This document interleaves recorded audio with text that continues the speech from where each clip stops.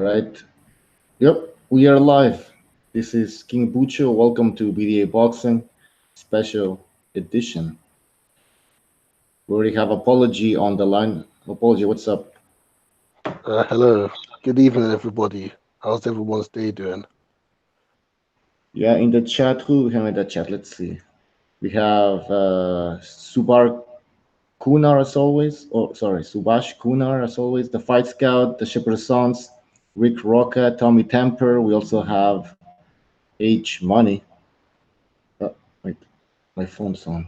H Money. We also have Azzy on the line.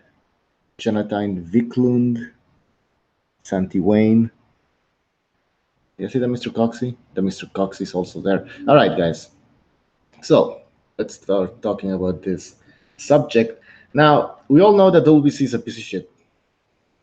And so they created this belt called the WBC Franchise Champion, and they have given it to Canelo. Now, the reason why they give it to Canelo is what we're going to be discussing here. Now, Apology, what's the reason for, in your opinion, for Canelo having this magical belt now?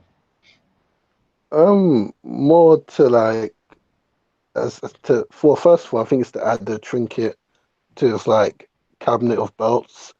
So like to feed his ego. Oh, look how much belts I got! Wow, I must be a good champ.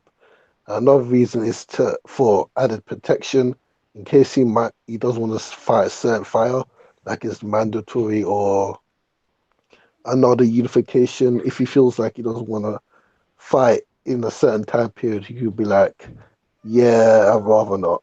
I'll fight someone else." Yeah, so it's basically to keep Canelo as a WBC champion in a way without him having to face Charlo. That's basically it. Yeah, and also he can use it for an excuse to fight um Andrade instead of Triple G, because if you remember, Scott Quigg was the WBA like regular champ, and I think they elevated him so he can have unification with Carl Frampton to duck Rigondeaux. So I see the similar situation here. So Canelo can like drop the actual WBC belt and then fight for the franchise belt and unification with Andrade or whoever he wants to. Mm, yeah, yeah, but okay, so that's a valid reason. Now, some people are saying that basically the Canelo is avoiding Charlo because he's afraid of Charlo. What do you think about that? You could say he's avoiding Charlo in a way, but I don't think because he's afraid of him. It's because Charlo brings nothing to the table. Like he's not a good like he doesn't generate a lot of money. He's not like a star, so why Yeah, fight him yeah. when you have Apology. There's a Andrade? apology. It's a bunch of background noise, man. So Is there? All right, hold on yeah, a sec. yeah, yeah. All right. So we're here talking with Apology and trying to figure out what he thinks about this whole ordeal. Is Canelo actually afraid of Jermall Charlo? Now we're gonna look at the comments here. Asti saying, shaking my head. Why is Canelo ducking Charlo? Uh, what else do we have here? Rick Roca says it's also an excuse so the WBC don't look much like hypocrites. Buck says Robin Korobov gets you a free WBC belt these days. What's up, Red Love Militant? Brandon White says Canela should have fought and beat either Charlo when he was at 154. Well, no, when Canelo was at 154, he had to fight what? Trout, Lara, which he did fight. Now then people are saying, well, he should have given Lara a rematch. Maybe. Hello, how about now? Or is this Yeah, worse? you sound better. Yeah, there's no background noise. All right. As I was saying, he could fight. Basically, he can pick and choose who he wants to fight. Yeah, I think that this is also the reason. Like they Canelo doesn't feel like he needs to fight Charlo right now. He doesn't want because now that Charlo, if Charlo is a mandatory, then he has to give him by he. Is it okay? This is what I want to understand. If Charlo is a mandatory, he needs to get at least a certain percentage in the as a purse because he's the challenger, correct? Of course. unless if they don't go to a purse bid, right? Something like that, man. Maybe they don't want to pay Charlo like the money that Charlo wants, and And so also, and they don't he want to doesn't lose. need to fight Charlo for Well, his no, legacy. Like there's Triple G and Andrade there. There's undisputed, and to finally put the nail in the coffin to definitively beat Triple G, he doesn't need to fight Charlo at all. Like for his resume is already good with or without Charlo. true. Depends on who he fights next, though. Like if he fights Triple G again, then I don't mind if he doesn't fight Charlo. If he fights Andrade, I don't mind if he doesn't fight Charlo next. If he fights Billy Joe Saunders, if he fights Callum Smith, it talks about Canelo Kovalev. I don't know if that's fucking true, but if those fights happen next, then I don't really see why Canelo has to fight Charlo instead of those guys. You know what I mean? Like, would you call it dark if someone fights someone else instead of you? Like, I know he's the interim champ, but there's Andrade for the WBO, there's Canelo, there's Cam Smith. I don't really consider that dark per se. Exactly. And let's just stick with the middleweight division. Is Charlo actually the number one contender? I'm not talking about the WBC and the WBO, though. I'm talking about like the consensus I mean, he lost his rankings. last fight, didn't he? So Hmm. Yeah, he got exactly. I beat mean, by Korobov. he didn't give a rematch to Korobov, so I don't know why. And then he chooses to fight Brandon Adams instead because why? Because Brandon Adams has. I mean, I don't even know why they're making this fight to begin with. But because this is the whole issue here is with the WBC, they've created this whole scenario, this narrative where it is Charlo, it is Canelo who's avoiding Charlo because Charlo was for some reason made a number one WBC contender. And now they're forcing this fight on Canelo, and Canelo probably has other plans. Now, would I like to see this fight? Of course, I want to see this fight. But that's not the point. My issue here is where people are saying that Canelo's scared of Charlo. Like, I don't know what Charlo has done. As a matter of fact, Charlo has looked bad. He's like when he fought Korobov, he didn't look that good. So why would Canelo be afraid? If Canelo just fought Jacobs, yeah, I mean, as much as you want to hate Canelo, I don't think you can call him a talker at this point in his career. This is I don't understand this.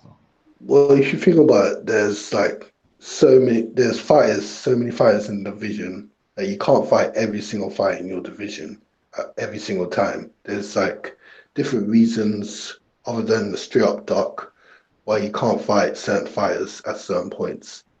So for Canelo, he at the moment he's got the three belts. He's the man. He's the money maker. So he can decide and pick and choose who he fights next. And for me, I'll probably want to see him fight Triple G. Although I'm sick of that, whole rivalry. I just want to see him definitively beat Triple G in the third fight. I don't want to see the Charlo fight at the moment. Not until he looks impressive. Yeah, exactly. That's the fight I want to see. I don't really want to see that Charlo fight next, but yeah, if it happens, it happens. I mean, the Triple G fight, there's unfinished business there. I mean, so if Canelo chooses to fight Triple G and not Charlo, then I don't know where the talks are. Like why there's why you should call Canelo a talker. Uh, Neto 1725 1 says WBC scared of Canelo dropping the belt and not getting those sanctioning fees. It's exactly also that's what I want to say that. Well, that was kind of what I was saying earlier. They know that WBC knows that Canelo is not interested in fighting Charlo. So what does that mean? That means that Canelo would have to drop the WBC belt, and that WBC doesn't want this to happen. So the WBC went like, well, what do we do now? We have to enforce our laws. If Charlo is the number one contender, Canelo has to fight him or relinquish the belt. So the WBC came up with the bright idea of creating another belt that doesn't make any fucking sense. So that every time Canelo fights, he still pays sanctioning fees to the WBC, and Charlo can now be the champion. So that's pretty much it, guys, man. But I'm seeing all these videos on the internet. Canelo the Tucker, like he just fought Danny Jacobs, and Charlo just fought Korobov, and some people think he lost that fight. So I don't understand why people are afraid of Charlo, man. Please explain in the chat. Explain to me why Canelo would be afraid of Charlo. If anything, you can argue Charlo's an easier fight than like Andrade or Triple G because he's not really that good. Yeah, I mean, you could argue that. Why not? That's the thing. And after the Korobov, especially, Charlo didn't look that impressive. So I don't understand why anybody would be afraid of Charlo. And I remember that after the Korobov fight, all these people who were calling for the who were saying that Charlo was gonna beat Canelo and Golovkin, kind of like stayed quiet for a while there. Seriously. I mean, why would you would? Because that if you're a Charlo fan, that would be embarrassing. Like That was embarrassing. Corbob's really old. He didn't train properly this fight, and he still lost. He got outboxed. Yeah, that fight was on Fox. You had the two brothers on the same card. I believe that was the first PBC on Fox card. I think, I'm not sure. But anyways, point is that the two brothers were on the same card, and the whole point of that card was to showcase the Charlos.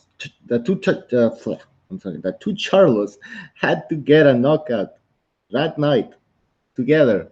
That was the whole point, and it didn't happen. And the worst thing, both of those fights were cherry picks, like you said, to make them look impressive. And both of them lost. Mm-hmm. Yeah, exactly. We have official boxing scorecard. Official, what's up? What's up, guys? Nothing special, chilling here. So you're talking about Canelo is ducking JERMALL. Yeah. It's funny. Nothing else to say than that it's simply funny because JERMALL, that's the guy that had so much trouble against Korobov, right? Yep, that's him. Enough said. Yeah, exactly. Really? It's like, why, man? What did like you guys? Like, people, they're dishonest. These people are dishonest. People who are saying that Canelo's avoiding Charlo are dishonest. They know Canelo doesn't want to fight Charlo because he's gonna fight other people. He thinks he's gonna make money somewhere else, not because Charlo is a threat or anything. So and Canelo was going to drop the WBC belt, and the WBC said like, no, don't drop it, don't drop it. Okay, here you go. Have another WBC belt. I mean, with this WBC belt, you don't have to fight Charlo. And that's it, man. Yeah, and another thing is, if you take a look at PBC's table, you have, before asking yourself, before asking anybody, why isn't Canelo fighting Charlo for the obvious reason that he's on the zone and Charlo isn't? Before even asking that question, you should ask yourself, who did Charlo try to fight from PBC's table? Nobody. So, okay, right now they don't really have some amazing talent, but they had a lot of times to fight anybody that was at 54, 60 with PBC, and they kept on fighting bums.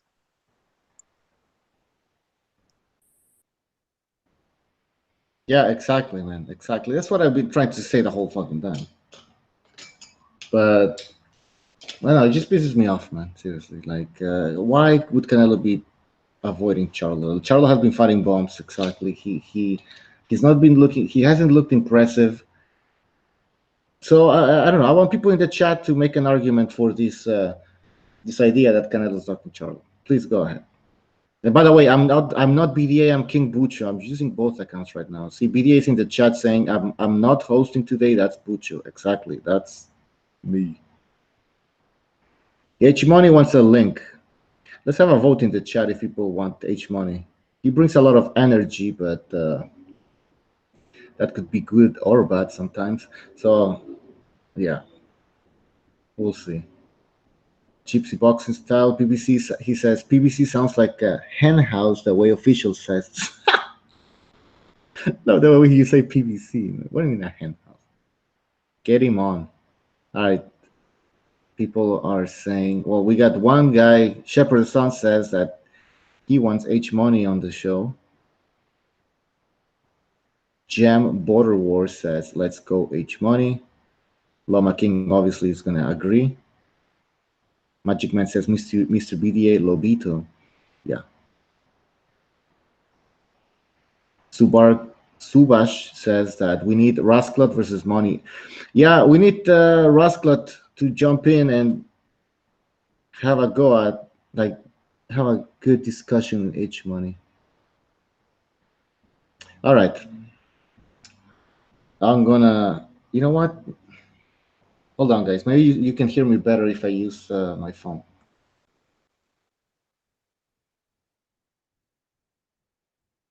Yep. Can you guys hear me better now? I was already able to hear you good, hear you well, so I cannot hear any change. I hear you well. I don't know for apology. All right. Well, I'm gonna use this, I guess. All right. What else do we have here in the chat? All right. Let's bring in H Money for a bit. Let's see how this goes. Let's see what he has to say about this whole Canelo versus Charlo saga story that never ends. All right, H Money, I sent you the link.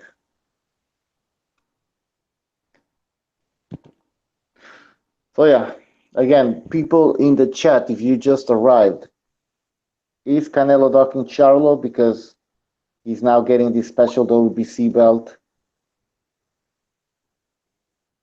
This WBC belt that allows Canelo not to fight Charlo. Oh, we got H Money. H Money, what's up? Hey, how's everybody doing? Pretty good, pretty good. So, what do you think about this whole thing about the WBC creating another magical, stupid belt? Well, I feel like Canelo is definitely the champion at the middleweight division. I mean, he is the unified champion. He is the biggest name in boxing, period, and he is the cash cow. You know, he's getting the biggest money, and I feel like Charlo's been definitely clout chasing.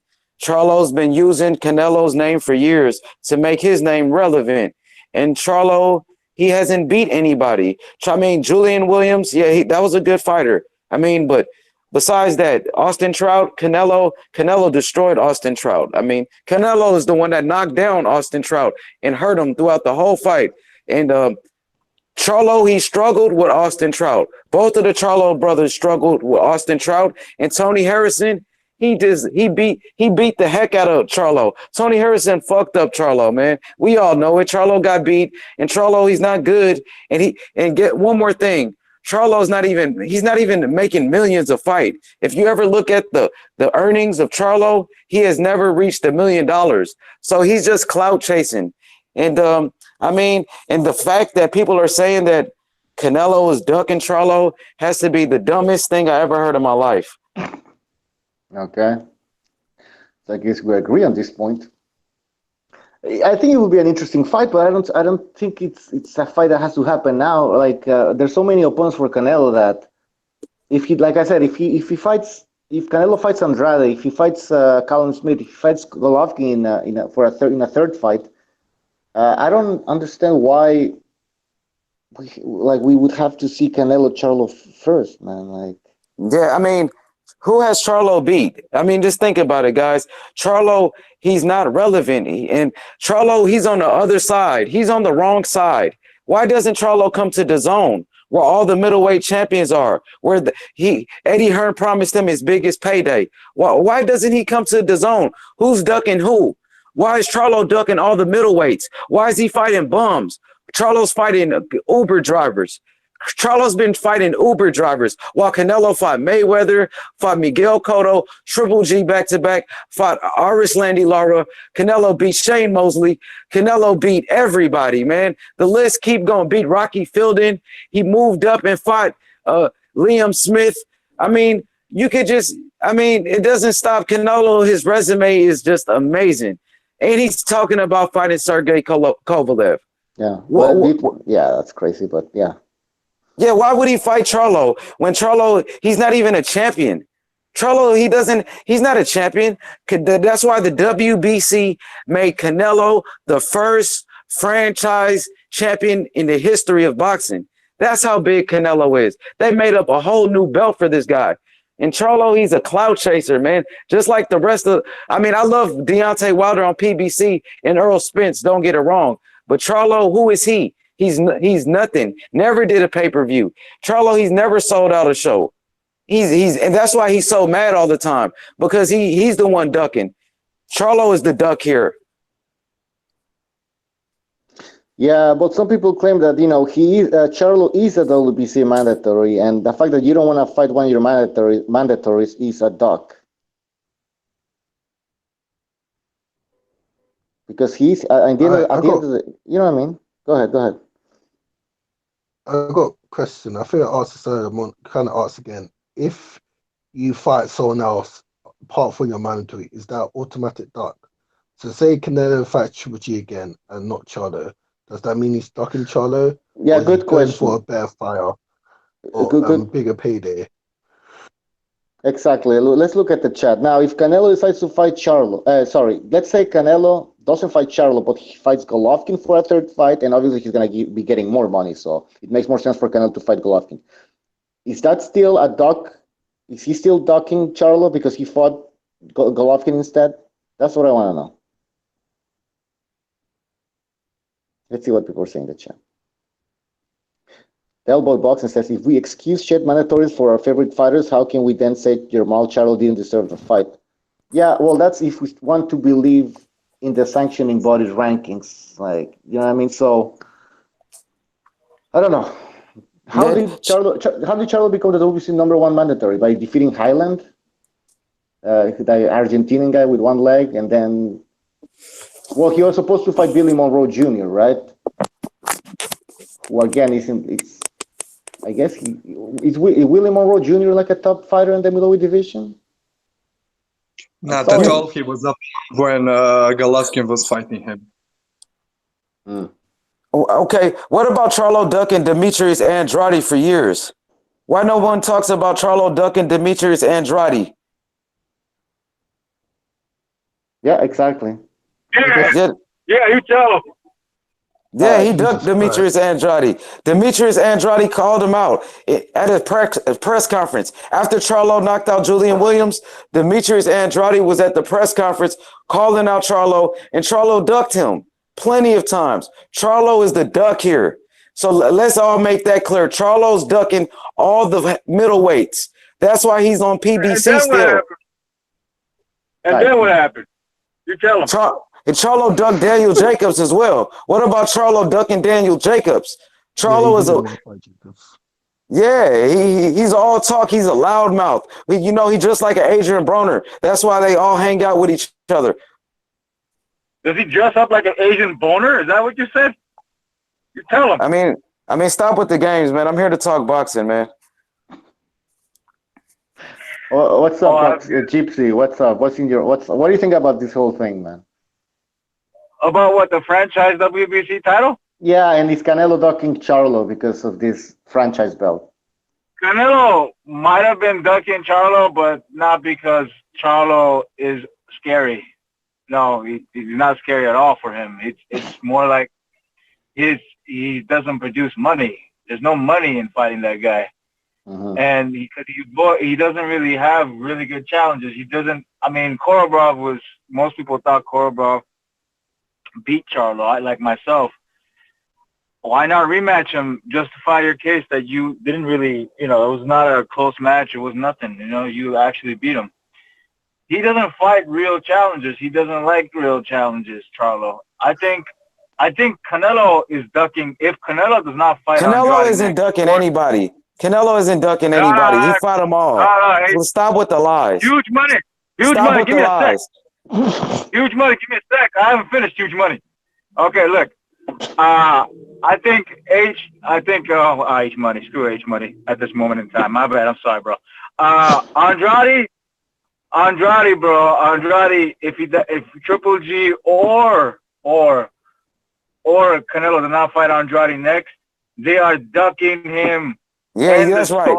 You're right. You got a point. Yeah. I agree. I do agree with that. Yeah. Andrade, you're right about Andrade, but not Charlo though. Nobody's ducking Charlo. Yeah, they are gonna be ducking him. And the same thing with Saunders. That's gonna prove to me that they were ducking Saunders for a time period as well. No, Not no, Is no, Saunders no, even fighting? no, Is no. Saunders Don't even say, What? fighting at don't say 168? yes, Saunders. they were for a while. Yeah, He's not for Saunders fighting took at like they 160. steroids. were. Bad Saunders dominance, took man. steroids. Billy Joe Well, Saunders took steroids. well, he took Wait, that hold nasal thing apparently. Wait, All right, go wait, ahead. wait, hold on. All right. Saunders is at 168. So Well, why are It we doesn't yeah. talking matter. about He him? dropped to 160. Like my Nah, favorite, why are we talking about my him? He's a Well, he like can Roy veteran Jones at always. this Jr. time. once said. Like Roy Jones Jr. once said, 8 pounds ain't shit at this point in time. So at least Who knows? like Did he this, say you know But that? what yeah, I mean? but boxing styles. Billy Yes. Joe Saunders is a fat fuck. He's like 180 or something like that. So he's not 8 pounds. He's like 180. So screw him, man. Yeah, but he can He's still on a drop that different weight, weight man. class. It He's a doesn't different matter. He weight can still class, fight man. him. If he comes That's down and earns his title shot again, then you have a point. But until he does that, screw him. well, yeah, but I'd still like to see him fight these guys. I mean, it'd be No. interesting to see it. I don't know. You Billy Joe you Saunders took you would steroids. He took steroids when he's supposed to fight Demetrius Andrade. He tried to cheat. He had to take steroids to fight Andrade. So let's not forget about him being a duck for taking steroids. Let's talk about that. Leaving the everybody zone. Yeah, he's a cheater. Billy Joe's a cheater. Well, he took that nasal everybody thing. takes steroids, bro. Everybody takes steroids, bro. Just the No, ones no, that no, don't. nobody. Come on. Mayweather did it. Stop lying. Stop putting it line on boxing. All right. I'm not with that. Stop, Don't lie. Don't lie, man. stop Respect breathing, the bro. sport. Respect the sport. Stop breathing. All right, I know, guys. but start breathing. All right, calm down. Now, Because you in ain't the breathing when you're talking, bro. Respect the sport, man, and don't lie. And all don't right, encourage fighters to take steroids. all right, H money. All right. Del Boy Boxing in the chat is saying that this is the WBC's way of hiding the fact that Canelo vacated his belt. Exactly, that's what I've been saying. Yes, Canelo basically vacated the belt, so the WBC is like, well, we still want our sanctioning fees. All right, let's give him this other WBC belt, so he still belongs to the WBC in the middleweight division. That's basically it, man. But Canelo's not ducking Charlo. I don't see why he would duck Charlo. I don't. Why? Keep in the chat. Keep writing, guys. Why the hell would Canelo duck Charlo? He's not ducking Charlo. You're right, King Honcho. He's not. Kim Butcher, not what? King Kong. Oh, King Kong. I apologize. I said it That's wrong. okay. That's okay. Um, what else do we have here? The Quack says Mayweather had been juiced the whole time. All right. Somebody contradicting H Money here. Let's see what else in the Someone chat. lying. Someone that lying. Del Boy Boxing again. He says Canelo didn't duck due to fear of losing, just a lack of money in Charlo. That too. Yeah, I agree. I mean, there's other fights that would make more money. So the Charlo fight, it's not in his plans right now. Cameron, what's up? Yo, what's going on, man? How's it doing? Pretty good, pretty good. What's up with you, man? Been a while. Yeah, not bad. Just kind of seen the title. I've literally just jumped off. I've not really paid attention. I'm not too sure what the title's about, whether or not Canelo's vacated a belt or anything. What's going on here? All right. So did you hear about the WBC franchise belt? Yeah, I heard about that. Yeah. Okay, so Canelo is now the franchise champion, and then Charlo will be fighting for the WBC. Actually, no. I think Charlo already has become the WBC regular champion in a way. So now Canelo doesn't have to face Charlo because What's the now franchise belt? What's just a this good, franchise belt? I don't know. It's like I don't know, guys. Can you describe the WBC franchise belt? It's the newest belt created for the cash cow Canelo Alvarez. They made him his own belt. Yeah, exactly. It's for elite Think about boxers or something like that. it's like the WBA regular and super belt. It's basically so the super champ can choose who he wants to fight. That's basically it. Yeah, he's the true champion. Canelo's the McDonald's of WBC. That's what he Exactly. is right now. Yes. That makes sense, Bro. Boxing style. What's going on with your mic, man? You sound like you've got a 1980s microphone tonight, man. I know, right? Sexy. I won't go that far, but Bay Area Boxing says the WBC franchise isn't a world champion. So what the hell is it? It is a world champion. It is a You know world what? champion. It is. I mean, it's one of those belts you have to say, you know, like the champion at Emirates thing where Canelo can just go down fight Charlo for any time he wants, kind of that sort of thing. You have to admit. I mean, franchise belt, I never heard of it in my lifetime. You can't just create a belt on the spot, but this is a world title just because it's Canelo Alvarez. He's either the champion or he's not. Yeah, well, let's not get into what the hell the WBC franchise, because we're never going to understand this. It's you WBC make up this weird belts, the diamond belt. They made one for the Can against that other guy, the pearl belt. Pearl belt. I don't know what the fuck that is. So let's not get into that. Let's get into this. Cameron, do you think Canelo is ducking Charlo? Fuck no, man. What's Charlo done at 160 to earn the right to even fight Canelo? I know people say, well, he's the mandatory, build himself up, but he's not fought anybody in the top 10 since moving up to 160. Not legitimate. He's not fought anybody that's worth shouting about at 160. So I don't say Canelo's ducking him, man. Nobody's calling for Charlo to fight Canelo. Like, barely anybody. People would rather see the Triple G trilogy or him fight somebody else. No one's calling for this Charlo fight. No one's going to, say Canelo's ducking. How many people are going to say Canelo's ducking Charlo? No one's calling for this fight. That's how I see it. There's certain channels that are actually saying this. Yeah, fuck, they've got agendas, man. I'm talking about legit boxing fans. You know what I mean? Ones that want to see the best fights. Is Charlo the best possible opponent out there for Canelo 160 right now? I don't think so. Not on resume. Not him. Yes, and he is not. He's definitely not. Charlo is a cloud chaser, using Canelo's name to be relevant. Well, now this sucks. I think we all agree then. Yeah, and another thing is, if that fight ever took place for the first time in a long time, Canelo would not even need to be protected by the judges, because the outcome would be obvious. I mean, if you just take a look at two of Charlo's fights against Karabov and J-Rock. Against Karabov, I've been debating with some guy who wrote some comments, because I basically said that he showed a ring IQ of I don't know who. He has no ring IQ because the guy Karabov was hitting him from the first bell up till the last bell with the same 1-2 combo, and he did nothing to change it.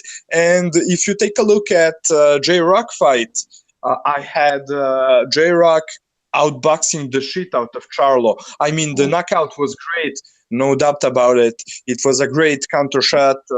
I loved the KO, but up till that point, I had J-Rock easily outboxing Charlo. And so imagine what would happen against Canelo. First of all, Canelo is on a bigger level skill-wise than those guys, although J-Rock is damn good fighter. But Canelo is really skilled fighter as well. And plus, he cannot be hurt like J-Rock. So, I mean, I'm not against that fight eventually happening. And I don't want to say, I don't know, because I know that Canelo is going to beat him anyways, that he doesn't deserve. I mean, it's okay if you're a mandatory for that belt, for a WBC belt. I mean, whatever, but how many people were mandatories? How many bum fighters were mandatory? Yeah, that's what I was saying. Listen, how the hell did Charlo become the WBC mandatory? He lost. Look, let's be real. Korobov is about 36, 37. Very one-dimensional. Wasn't even training for that fight, and Charlo couldn't even get him out of there. He couldn't even do a decisive boxing job on Korobov, who's, compared to Canelo, so one-dimensional and technically flawed. And he's slow as well. He's got older, and Charlo struggled with him. I mean, I want to see that Korobov rematch. Go in there and beat Korobov decisively, then go take that belt of Andre or something like that. Then you earn the Canelo fight. But based on what he's done so far, absolutely doesn't deserve that fight. Exactly. Hey, Bucho, you know how he became WBC mandatory? He has some really good dick sucking gloves. That's why. What's his name? The fat dude that owns the WBC. He gave him some good hit. That's how he ended up being there, bro. So I gotta say, and that fool, like, you could see the smile on his face next time. No, but remember at some point the WBC had issues with Canelo. They had a disagreement or something, and Yeah, it was before the Golovkin, the first fight. Suleiman had made his WBC special belt, and Canelo didn't take it after he didn't want to take it. Whatever. And the point is, then they reconciled. They're like friends again and shit. And Suleiman's gonna do everything in his power to keep Canelo happy. And so if Canelo doesn't want to fight Charlo, then he's gonna keep him happy. He's gonna give him another WBC belt, so he doesn't have to fight Charlo. And he's showing that he has no limits when it comes to how low can he go just to keep Canelo happy. Earlier today, I was talking to McGregor, to Unrivaled Boxing, and I was basically telling him that for a long time, I thought that Mauricio Suleiman is just ready to do anything, that he has no self-respect, judging by what he's doing with Canelo. But it's embarrassing. For the first time, I've been asking myself, maybe he's doing all that shit under a gunpoint. Maybe he's in some Mexican cartel shit. Maybe that's a way for him to wash some money, because there's no explanation. Either he just has no self-respect and is sucking Canelo off any way possible. Either that, or he's doing all that shit under a gunpoint, because it's simple, man. Officially, it's just simple. He just wants those sanctioning fees. You know what I mean? Canelo makes millions every fight. He wants to be there next to Canelo with a WBC belt. The WBC belt is a Mexican belt. If Canelo doesn't have the WBC belt, it's an embarrassment for the WBC. So that's pretty much it, man. Suleiman wants to keep Canelo with the WBC. Go ahead. And Canelo's the face of boxing, and Charlo's just Charlo. So who would you rather have your belt? Canelo, the face of boxing, or just Charlo? Yeah, Charlo's another scrub. Charlo's another not scrub. That's the wrong word. But he's just another fucking contender at middleweight. Like, you take Canelo and Golovkin out of it, division's just equaled out, man. Charlo's not anything different to all the rest of the guys in the division based on what he's done. The thing is, Charlo can be great. Maybe let's just say Korobov was not fighting at his best that night, and he didn't take him seriously and all that stuff. Charlo can be great, but it's not about what I can do. It's what have you done for me lately? It's, I can do this. Yeah, okay, improve it. He hasn't done shit. So he doesn't really deserve that title shot at all whatsoever. And he doesn't even have a belt at this point. What is it? He has a regular belt? Is that what I heard, Bucho? No, they're giving him the WBC full title. Now they put Canelo as franchise champion. So Charlo's the official champion at 69. Oh, okay, so he's okay. That doesn't matter. We'll fight him. It doesn't matter if Canelo doesn't fight him within like 2-3 fights. Then yeah, he is ducking him, plain and simple. But I think Andrade's the concern right now. If he takes the belt from Andrade, that's it. I mean, that's the number one fight to go for at this point in time before he jumps to fucking what's his name, Charlo. Charlo's a fucking clout chaser. Charlo's a clout chaser, man. He's been clout chasing off of Canelo name for years, but he doesn't want to come to DAZN, the home of the middleweights where all the belts are. But he wants to stay at PBC fighting Uber drivers. That's what he's doing. Tony Harrison beat up Charlo. He beat him and gave him his first loss. What about that? Talk about that, you PBC fanboys. I mean, look at it this way. Look, man, give me a sec. Look at it this way. This is actually not a bad thing. This is a good thing. Let that Charlo get his ass beat. They wanted that bad. He's gonna get his ass beat eventually. Trust me, bro. He's talking all that trash. It's gonna be is gonna be removed eventually, just like his brothers. Yeah, exactly. He's clout chasing, bro. That's what they do. They clout chase to be relevant. But he doesn't want to come. Let's talk about Charlo not coming to DAZN, getting his biggest payday, and fighting the best competition. Well, what about that? Why nobody talks about Charlo ducking competition? That's what I've been saying for a while, H-Man, on this podcast. I said a few times that Charlo is one of those guys that's calling these guys out, being on the other network where another top guy is, and then he's going to have his fanboys. Well, you get these weirdos that seem to get on this hype train of Charlo's, and they say that, everybody's avoiding Charlo's, they don't want to fight him, but he's the only guy on there. They don't need Charlo. Charlo needs these guys, and he's on a completely wrong network. Great. That's a great comment right there. Thank you, man. Thank you for speaking the truth. I appreciate that. That's why I love the UK, man. I love Eddie Hearn, who's the best promoter in the world, who offered Charlo his biggest payday and a shot at all the belts. And what'd he do, Charlo? He ducked everybody and stayed on PBC on an island by himself. Now he's fighting Uber drivers. Let's talk about his competition, Charlo. Who has he fought? Austin Trout, your best win. Wow, whoop-de-doo. Austin Trout been getting knocked out by Jared Hurd. What about that? Austin Trout on a losing streak. When was the last fight Austin Trout won? He hasn't beat anybody but Miguel Cotto, Austin Trout. And he's living off that. He's living off an old Miguel Cotto win.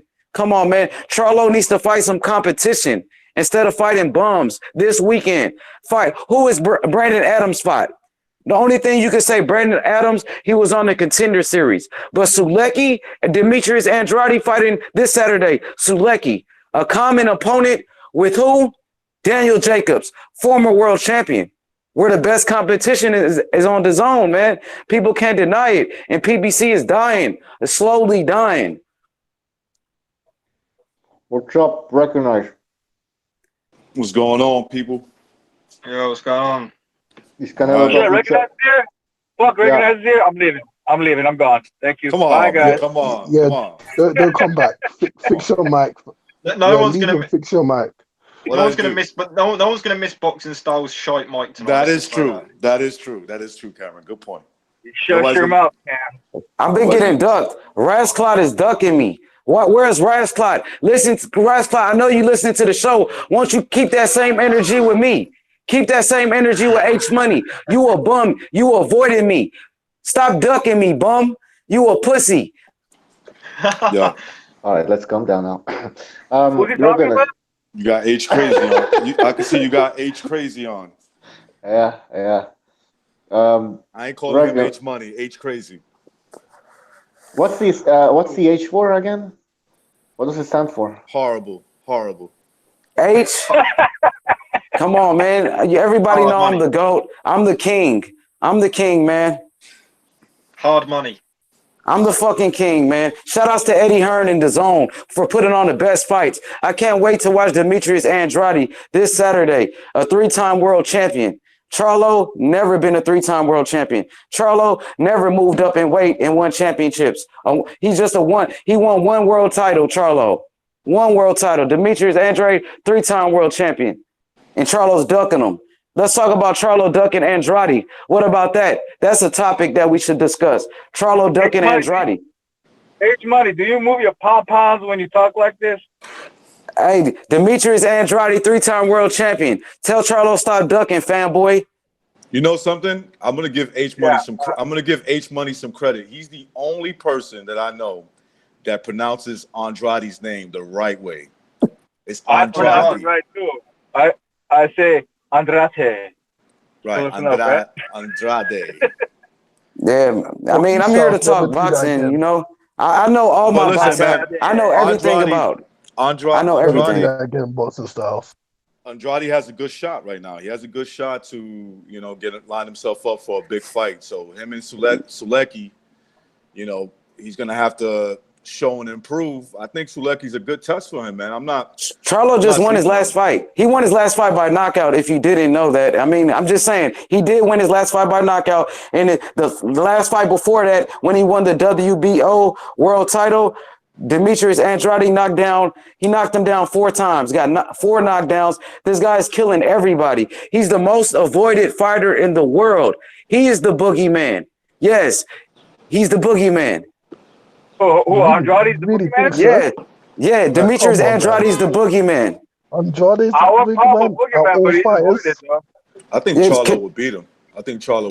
Who has Charlo beat? Charlo ain't beat. Why he ducked him? If Charlo beat him, why Charlo ducking him then? Yo, hold on.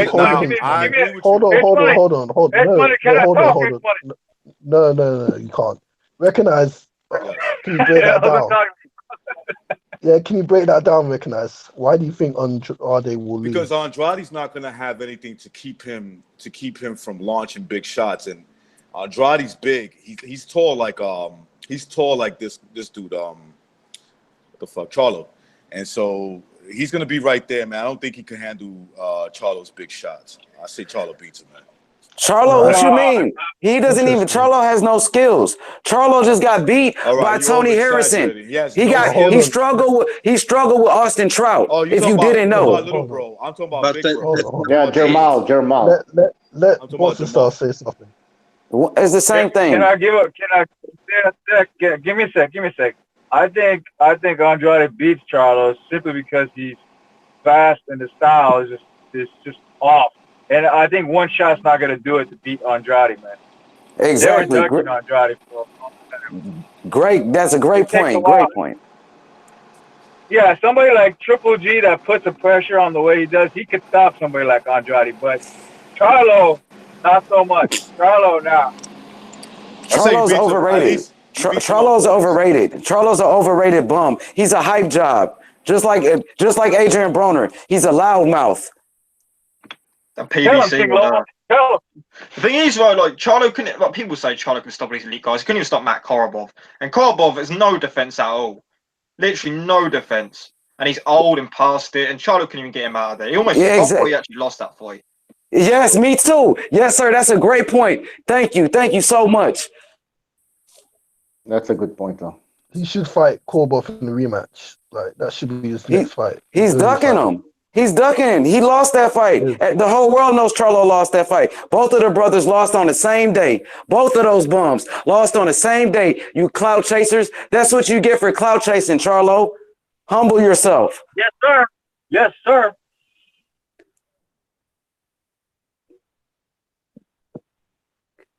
I recognize it. Is Canelo ducking Charlo? Nah. It's just that he's on the wrong side of the street. That's why I agree with H Money. They both on the, well, I mean, especially JERMALL. At 160, the zone is where it's at. I don't know why he's ducking. He's ducking, my brother. Just say he's ducking. It's okay to say. I think that I'm gonna agree with you. I think there's some of that, but I don't look. When I think somebody's ducking, that doesn't mean I think they're gonna lose the fight. They just first of all, I don't know if it's totally ducking. I don't think he has control of that. I think Al Heyman controls that part of the. So he's not his own boss. Right, he's not his own boss. Exactly. That's pathetic. That's pathetic. No, it is pathetic. But what I'm gonna say is that he's definitely on the wrong side of the street. He needs to be with the zone who offered him a lot of money, so that way he could get these fights and prove once and for all that he could beat some of these guys. Yes. Or he can't, whatever the deal is. That's right, brother. The money, my brother, and also the belts. The most important thing are the belts and the legacy, which he's ducking. He's ducking. Eddie Hearn offered him the contract. Eddie Hearn said, Charlo, what the fuck are you doing over there? And he's still over there doing nothing with his career, not even making millions. He's not even making money, and he doesn't want the belts. So he's just clout chasing. Let's call it for what it is. He's ducking and he's clout chasing. Charlo is the duck. That's right as well. I've always said this about Andrade. Whilst Charlo was active and a champion, this is kind of funny because Andrade was so inactive. I haven't criticised Eddie Hearn, but Eddie Hearn has really turned Andrade's career around. He's made him relevant again, giving him active fights against top guys. Seleki's a good opponent for him. I'm not saying he's elite, but Andrade's much more deserving of a Canelo fight than Charlo, man. Charlo needs to be out of that conversation. I'm agree with that too. I still think Charlo beats him, but I think that you're right. So far, in terms of proving themselves at middleweight, I think Andrade deserves the shot with Canelo. So, I mean, what makes you say that Charlo beats any of these top middleweights? I mean, how could you say such a thing? I ain't saying he'll beat all of them. I'm not saying. I'm saying, what make you think he could beat any top middleweight when Charlo doesn't have any skills? He only looks for one shot. He doesn't even use his jab. Charlo is a lost puppy out there. He doesn't know what to do, and he's on a losing. He's been losing. Both of the Charlos should have lost their fights. He just fought a bum. JERMALL just won because he fought a bum. That's all they do is fight bums over there, man. It's pathetic. That lost puppy will be impounded eventually. I think I agree with Recognize. I think Charlo has a good chance to get Andrade, but I don't think he beats a lot of the other top guys. I think only because Andrade, I think he's a really good fighter, but I think Charlo, does have a chance of beating him. I don't think he beats Jacobs, Canelo, Golovkin, any of those guys, but no, I wouldn't be surprised if he did beat. Wait, I think Demetrius Andrade is a 10 times, well, not 10 times, but yeah, I would say about a 10 times better fighter than Daniel Jacobs. You know, Demetrius Andrade, he has a jab, he has ring IQ, he has a great amateur background. Did we forget that Demetrius Andrade beat Keith Thurman in the amateurs? Just outboxed him, schooled him. And Keith Thurman himself said Demetrius Andrade was the last person to whoop his ass. So, I mean, we all got to think about this. Wait. Age Money. That's not the only guy he beat. He beat, what's his name? Mr. Miracle Man, Danny Jacobs, too, as well. See, yeah, he's much better than Jacobs. I mean, Andrade's he's the boogeyman. I'm telling everybody, nobody wants to fight him. Canelo's been ducking him. Triple G's been ducking him. Everybody is avoiding him. But guess what? He's on the right team with Matchroom Boxing and Eddie Hearn, who will get him these top fights. And he has the belt. So, I mean, like I said, Charlo been ducking him. Demetrius Andrade went to Charlo's press conference, called him out in front of everybody, and Charlo ducked him. You can YouTube it right now. Yeah, I know Demetrius has been calling them out since the 154 days. Yeah. I don't know why they never took it. Personally, I think they would have had a good shot, but obviously, I'm going to agree with Charlo, man. Charlo, bigger investment. Yeah, I'm going to agree with it. I'm going to agree with H Money and you guys that he seemed like he was ducking. Ducking is different than who do you think will win, because Andrade, man, you know, look, I agree he's gotten better, but I'm still not sold on him. Just put it that way. You just need to look at the I mean, the reason that Heyman never put Charlo in there with Andrade was because Andrade was never exclusive with Heyman. Not at all like Charlo was. Charlo was his investment, and Heyman never wanted to risk Charlo against Andrade, man. That was never going to happen. Andrade wanted that fight. Charlo didn't want that fight. Because he knows what's going to happen. And, I mean, I don't know if you guys seen Charlo. Both of the Charlo brothers fought against Austin Trout. And both of the Charlo brothers struggled with Austin Trout. See, they have problems with fighters who use their jab and have movement. Just like Tony Harrison was able to just outbox Charlo easily with a jab. Just off of one punch, he beat him with one punch, a jab. So anybody with a great jab and movement could beat Charlo. And we all know Demetrius Andrade has some of the best boxing skills in the world, some of the best ring generalship, man, and a great movement, man. I'm just saying, that's a bad match for Charlo. That's why he's been running from him. And there's some truth to that, because Julian Williams. I'm sorry, for sure. No, I just wanted to say that he's not talking about the same Charlo and talking about the Harrison fight. Well, it's the same. They are the same. They fight exactly the same. The Charlo brothers. They're twins. They do in a way. The little one has a little bit more movement to him, but you're right. They do fight the same way. Yeah, but I'm just saying, Charlos, they have problems with boxers, and I mean Tony Harrison, who got knocked out by Jarrett Hurd, was able to beat him. So let's not forget about that. And this is true, because if you look at the Julian. If you look real quick, boxes down, real quick. It's certainly true that H Money said, because if you look at the Julian Williams fights against the bigger Charlo, he was getting outboxed at first. I think when that fight ended, it was in the 5th round, I believe it was. I thought in the first four rounds, Julian Williams was doing a good job outboxing him. You're lining him up, man. Yeah, definitely. He was. You're right about that. So I mean, he's a hype job. So he's really a hype job. They have to sell him. So that's what they're trying to do. Wait a minute, H Money. To me, the Charlo brothers, they both fight like AJ. AJ's style is pretty much similar to the Charlo brothers' style, the way he fights. It's just a teensy bit better with the Charlo brothers because they're less heavier, a little bit faster, but pretty much the same shit. They fight similar to AJ's style. It's kind of stiff, out there to be hit. That's why Andrade's a bad matchup with those guys. Andrade, even Triple G's a bad matchup because of the jab that he has, the defensive games. Also with Canelo, the head movement and the countering, it's all kinds of bad for. If they fight any one of those guys, they lose. Even Saunders is another guy. Of course, he's 168, but he can always drop down to 160. He can still fight them, and he'll beat them. Both brothers. Those guys are like, yeah, I'll put them like fifth best middleweight at this point in time. Fifth best, well, one of them has one of the older brothers in the middleweight, so fifth best middleweight. The four on top are the ones I just mentioned. Pretty much what it comes down to. Proceed. Now, are we not blaming? I mean, like the WBC. Here's the thing. We know boxing is chaotic, but some people are saying, despite this chaos that exists in boxing, we still have some sort of sanity because the sanctioning bodies, they have mandatory challengers, and these mandatory they force fights sometimes. So everybody was like, "Oh well, the WBC is gonna do the right thing and force the Charlo fight with Canelo because he's a number one contender." And all of a sudden, oh no, belts don't matter anymore. So do we have to blame the WBC or did you guys just don't give a fuck? No, I don't blame the blame the WBC. I mean, they did the right thing by making Canelo the first franchise champion in the history of boxing. I believe they did the right thing. And Charlo, man, like I said, man, he's just a whatever you could call him, a paper champion or whatever, man. I'm just disappointed in PBC. So you agree with the creation of a fake belt? That's not a fake belt. How is it a fake belt when the WBC gave that? I mean, Charlo has the fake belt, if anything. Yeah, no, but when you're the champion, you're supposed to fight the mandatory challenger.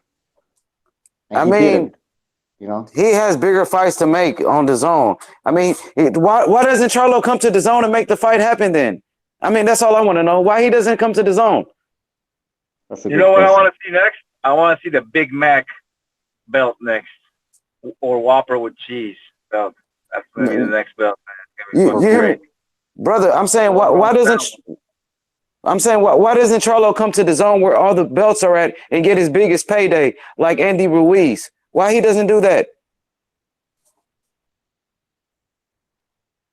I don't know. Yeah, because he's ducking. He's ducking. I mean, God, come on, man. By the way, Del Boy says if someone beats Canelo, they are not the franchise champion. So I don't think it's a championship that you pass around, though. He's a real champion. He's a real champion. He beat Mayweather. Canelo beat Shane Mosley. He beat Landy Lara. He beat Triple G. Come on, man. He fought everybody. He got the best record in boxing, the best resume in boxing. He's pound for pound number one in the world, Canelo Alvarez. Wait a minute. Does this make Wilder the franchise champion too for the heavyweight division? Yeah, he may be. You're right about that. McDonald's, is he what it is? Yeah, I think you have to be like somewhat undisputed in a way. I mean, Wilder's not even unified here. Yeah, man. Let's see. The Shepherd Song says, if someone beats Canelo, they become Charlo's mandatory, laughing out loud. Let's see, what else do we have here? Red Glove Militant has a good name for it. Chipotle champion. Canelo would be the Chipotle champion. Yeah, well, I think there's not much to discuss here because, I mean, I think we all agree here that we don't want to see Canelo Charlo, though, and we don't think it's a duck. So. Can I say something off topic real quick? Chipotle is disgusting. It's so overrated. It's disgusting, man. Nobody asked for your opinion, apology. Well, I'd said it, so deal with it. Would you say it's disgusting? Chipotle is horrible. Oh, it tastes horrible. It depends on what, yeah. I don't know, in the UK you get the on anything, Chipotle. Man. On anything. Do you get Chipotle in the UK?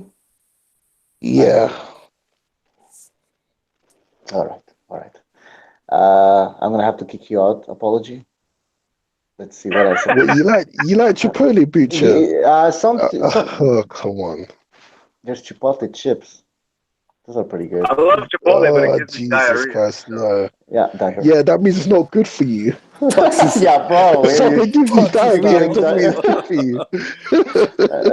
Stay away from Chipotle chips, man.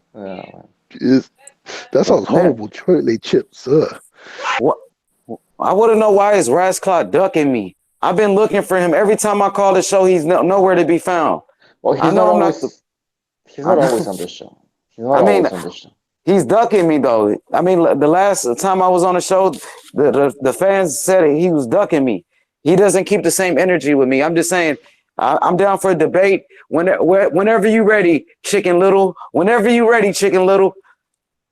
All right. Rascot, the challenge has been made. We hope to hear from you very soon. Now, Joe5698-4 in the chat is saying ESPN, then Rafael reporting that Canelo wants Kovalev to fight at a catch weight of 172 pounds. Guys, do you think this is realistic? 172? Yeah. Probably, maybe. I don't know. Or what? Or Canelo, what? Canelo Kovalev. Canelo Kovalev. Yeah, it's realistic. It can happen. It's not out there. Yeah, I mean, I'll pay to see it. It's actually one thing that I would literally put money. I'm not put money to, as in betting. I mean, like put money as in pay-per-view to watch. Like literally, I would like to see that.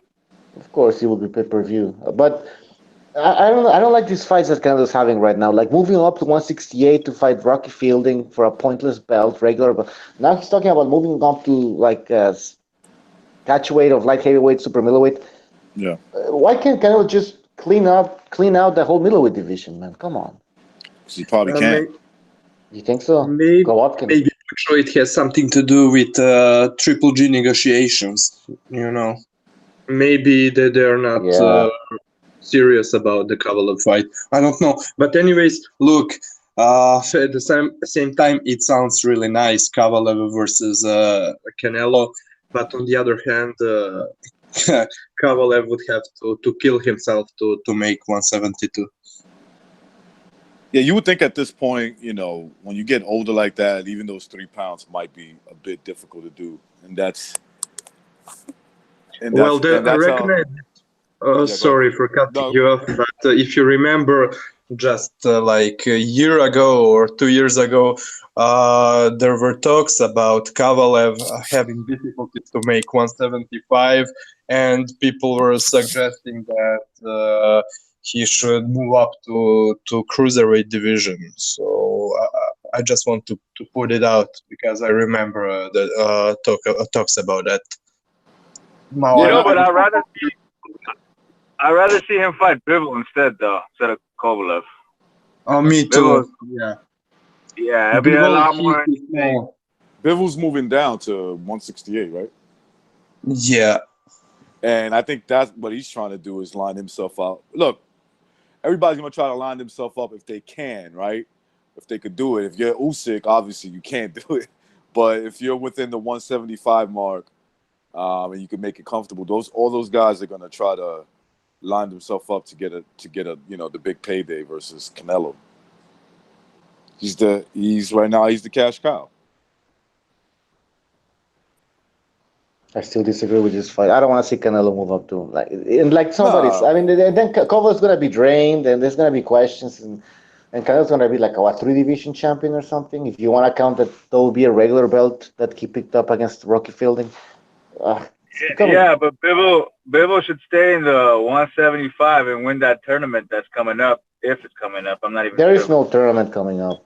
There is no. Fuck them, then. I hope they change their mind. Well, Bob Adams said I don't remember exactly what he said, but he said something along the lines as to like, are you crazy? I'm not gonna let Kovalev fight in a tournament. Yeah, because it's reasonable. Because Kovalev is an old man. Maybe he has like 3 fights in him, and it's kind of like he's gonna lose a champion and shit. That business-wise makes sense not to put him in there. But those other guys are young. Bivol, Kvasnik, Peter B. Well, there's a couple of other guys. Can't think of them their name. I think Brown was it. The other kid that beat what's his name? Badu Jack. You can put all those guys together and they can fight, and whoever wins, eventually might have Canelo might go up and face him. That'd be nice. Canelo's being smart, man. He's being smart because what he's doing is he's lining himself up for these fights so that if he loses, it's not going to hurt his money train. You know, like remember what happened with Pacquiao, but it's just a bit of a different route. Like Pacquiao did it within the weight class he moved up to. and he fought like everybody, and that was just like making himself like this big cash cow to the point where, you know, it didn't matter if he even took a loss, and which he did, right, when he got knocked out by Marquez, and he lost a controversial decision against Timothy Bradley. I think Canelo's doing the same thing, but a bit of a different route. He's putting his name out there for these different weight classes that he can make big fights. Let's say if he does move up and fights Kovalev and he loses, is that going to really hurt him? No, man. Because it's small dude going up. Yeah. The small dude going up. Yeah. It's entertaining. It's money. It's like, you know. What if he gets flattened? Well, I mean, that's always the risk, right? Like if he gets flattened, like totally, let's say he goes in there and he wins a big fight. Let's say he beats Triple G, right? Before he goes and fights Kovalev. And then he goes and fights Kovalev. He goes in the Kovalev fight and he loses. He's already got a legendary status. He would be known as the guy that beat Triple G twice. Right? Like, is that... He'll probably have one of the best resumes of all time. Like, realistically, like, if he beats Kovalev as well, like, if he beats any one of those guys on top, like, he will have one of the best resumes of all time. Well, I don't know of all time, but there's going to be questions because the fight's going to be at a catchweight, right? But so then again, Pacquiao also fought Margarito in a catchweight, and I don't think a lot of people were complaining, so... Yeah. I mean, listen, Margarito's a little different. Is the guy who fights at 147 and 154. Remember, like, he used to go up to 154, then go back down to 147. I agree. But still, that guy was a big guy, though. He was tall as fuck. No, he was a big fuck. I'm not gonna say he wasn't, but okay. Pacquiao Cotto, you know, there was a 2 pound 145, right? Look, yeah, like why? Like pointless. Man. I'm gonna say that's a bit shaky on his part, on Pacquiao's part, but at the same time, I look at Cotto and I say, dude, you're like 140, bro. You're a 140 guy. The reason why you have hard problems making 140 or making 147, or if 145 was bad for you, is because you're lazy. You get fat. Could be. But remember that whole thing, Mayweather beat the better version of Miguel Cotto or whatever the case may be because he fought at 154. But I'm like, he's a bloated 154 pounder. He's not a chiseled up, good looking 154 pound fighter. He never was. And Cotto took 2 beatings before that fight, man. He took like 2 big beatings. Yeah, I mean, look, he took the beating to Margarito first, and then Pacquiao. Pacquiao beat him up pretty bad, and the fight got stopped in the end. And when he fought Mayweather, he gave him a good fight. I thought he gave Mayweather a good fight. I thought he clearly lost, but he gave Mayweather a run for his money. Yeah, exactly. Plus, if you remember that fight, he was basically self-preparing for the Mayweather fight. He was trained by his uncle, wasn't it the case? So he was trained by some young guy. I forgot his name. Was he Cuban? Cuban dude, official. Oh yeah, he was a young Olympic trainer or some shit. He was kind of on the younger side. I don't think they had a good connection. Yeah, he was using all these weird methods, like computerized thing. I remember some shit. I thought that was one of Floyd's best performance in his later career. I thought like he had to he couldn't outbox him, so he had to stand his ground, bro. He couldn't do it. Yeah, that was a good fight. That was that's my favorite Floyd fight. Yeah.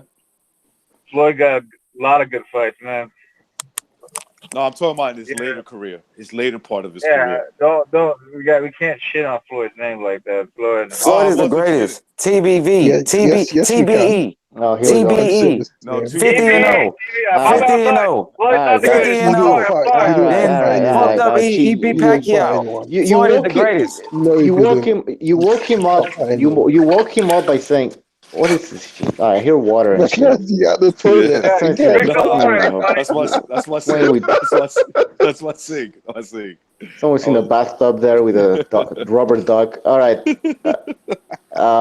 Don't mention Floyd Mayweather because H1 is gonna go like crazy. So Man, don't Floyd ain't shit, man. Fuck 50-0. PBE, best Oh, ever. God damn it. The zone. All right. Apology. Shit, I forgot what I was gonna. Fuck, I forgot I was gonna say something to apologize. Oh shit, I forgot. Anyways. Fuck, I forgot. Anyways, let's go to the chat here. We have people saying, Mr. Coxey says, Floyd ruined boxing for future generation. delete that comment. That's true. You did. Amak PvP says, Floyd took calculated risks, though. Apology Man says, recognize is in the toilet. That was recognized. That was my sink, man. My kitchen Yeah, sink. speaking of calculated risk, every one of these boxers take calculated risk. You think Triple G, he should have been fighting Andrade by now if Andrade was so goddamn easy. Yeah, okay. Good point, Gypsy, because every boxer, especially when they're big, older, what I'm saying, yeah, but when they're popular, they become kind of divas. And some of them overdo it more than others. But every boxer, when they're popular, they start dictating terms, they do take advantage. When Gennady was in his prime, the Charlos and Andrade were fucking. They were on a model's diet. All right, they were eating carrots, lettuce, tomatoes, just to not gain weight to go up to 160. They didn't want no part of that shit. So that Calvin Klein briefs, huh? Makes sense. Something like that. You would bring that up, wouldn't you, Boxer Styles?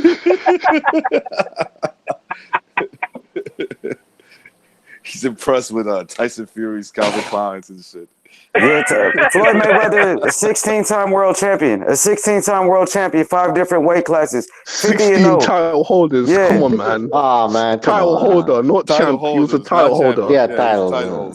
Only at welterweight, he was the actual title holder. Robert Guerrero is a 4-division world champion. Check it out. Look it up. Yeah, but 16-time world champion. 16-time world champion, Floyd Mayweather. Manny Pacquiao's an 8-weight class world champion. How many belts? 16. Was he 16-time world champion? But 8. H money. You can Mayweather drop belt. He dropped belts and then got them back. So okay. I just want to know, what about his resume? Miguel Cotto, Juan Marquez, Manny Pacquiao, Diego Corrales, Shane Mosley. What about Gennaro Hernandez? What about Angel Manfredi? What about all these great fighters? Floyd Mayweather, Oscar De La Hoya. Oscar De La Hoya. Angel Manfredi, Arturo Gatti. Yeah, Arturo Gatti. No, I'm joking. No. Arturo Gatti, Zab Judah. What about all these great fighters? What about Robert Guerrero? You just said a 4-time champion. Andre Berto. Andre Berto, 3-time champion. Joking, man. I'm just saying. Marcos Maidana. Floyd Mayweather is the greatest fighter of all time. I thought he was Wilder. I thought he was Wilder. He's the greatest Mayweather of all time. The greatest fighter. They should make a WBC Mayweather belt. They did. They gave him the money belt. You remember they gave him the money belt? No, but I mean like for the money belt. Yeah, it wasn't called the money belt. Yeah, they gave him a money belt and they gave him a diamond belt with diamonds on it too. I mean, he got all type of belts. I mean, he is the money man. He is Money Mayweather, isn't he? Driving in Bugattis and shit. Yeah, what was that? That has nothing to do with boxing, but yeah, you're right. He's a philanthropist. All right. Hey, H-Money, I got something to say. What about Wilder? Isn't Wilder the best? Oh, I mean, man. No, I don't want to. I don't want to go into this, but until Wilder breaks his 50-0 record, which I predict he will, then he will be. But he has to break Floyd Mayweather's 50-0 record. Oh, so he's not the greatest. He's not better than the last time you were saying. I mean, he was better. We all know he's the greatest. You know what I said? He's the greatest. Stop going back to what I said. The whole world know what I said. Okay, hold on. Can I ask you a question, H-Money? H-Money, I have a question for you. Let's say Wilder reaches 50-0. Is he gonna be better than Floyd? Yeah, because he's a heavyweight, and the world always respect heavyweights. So it doesn't matter who he fought. I mean, let's say Mayweather has a bigger list of accomplishments. It doesn't matter because Wilder's a heavyweight, right? Yeah, he's the most dangerous man on the planet. I mean, the heavyweights always control boxing. So the heavyweights. Not always. I mean, yes, when Ali was around, Joe Louis, all these great champions. I'm just saying, man, and Mike Tyson. But I'm just to answer the question. You are right. If Deontay Wilder, I mean, when he breaks the record, he will be the greatest of all time, and he is the best heavyweight of all time already. But just he's already the best heavyweight ever. I mean, can you imagine the best boxer of all time doing a windmill? And knocking somebody's head off. Knocking somebody's head off, man. That's why he's the greatest. I mean, he can windmill shots. That would be so embarrassing. He could unpredictable. Look, he could windmill and not land one, and the referee stops the fight. That's greatness. Exactly. Yep. Great point. He could windmill 500-mile-per-hour winds and shit, bro. Yeah, and kill somebody. And kill somebody in the ring too, right? Oh, are you expecting that? Is that going to be part of? I'm just saying. They take the oxygen straight out of their lungs, bro, with that windmill. Hey, you know what?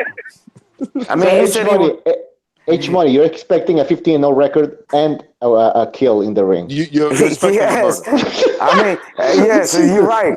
Yeah, 15-0 with the body on his record. I'm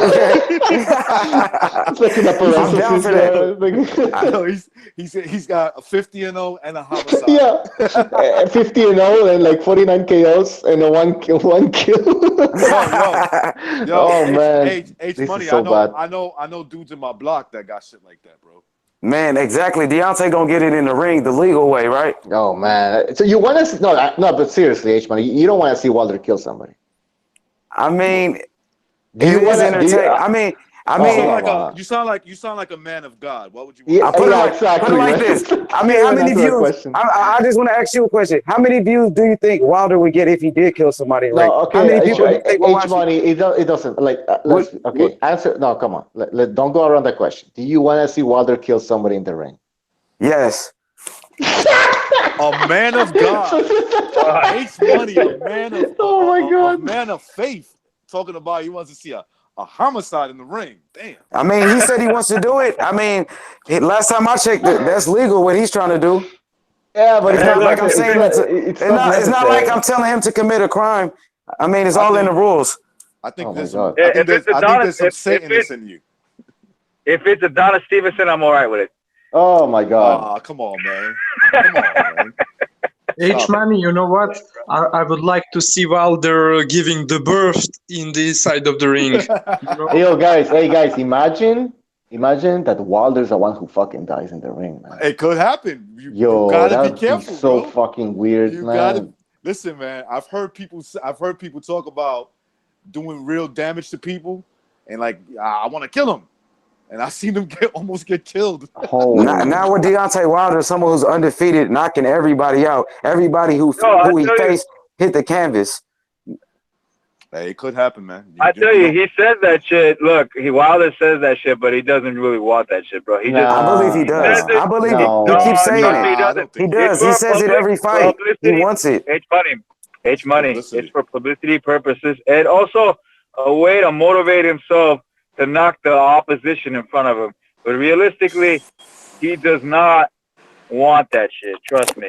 He don't want it. You see him talk like, I hope we come out afterwards with our brains and shit intact, whatever. He does not want that shit, bro. If you want that shit, he'd be like, I don't give a fuck about the guy in front of me.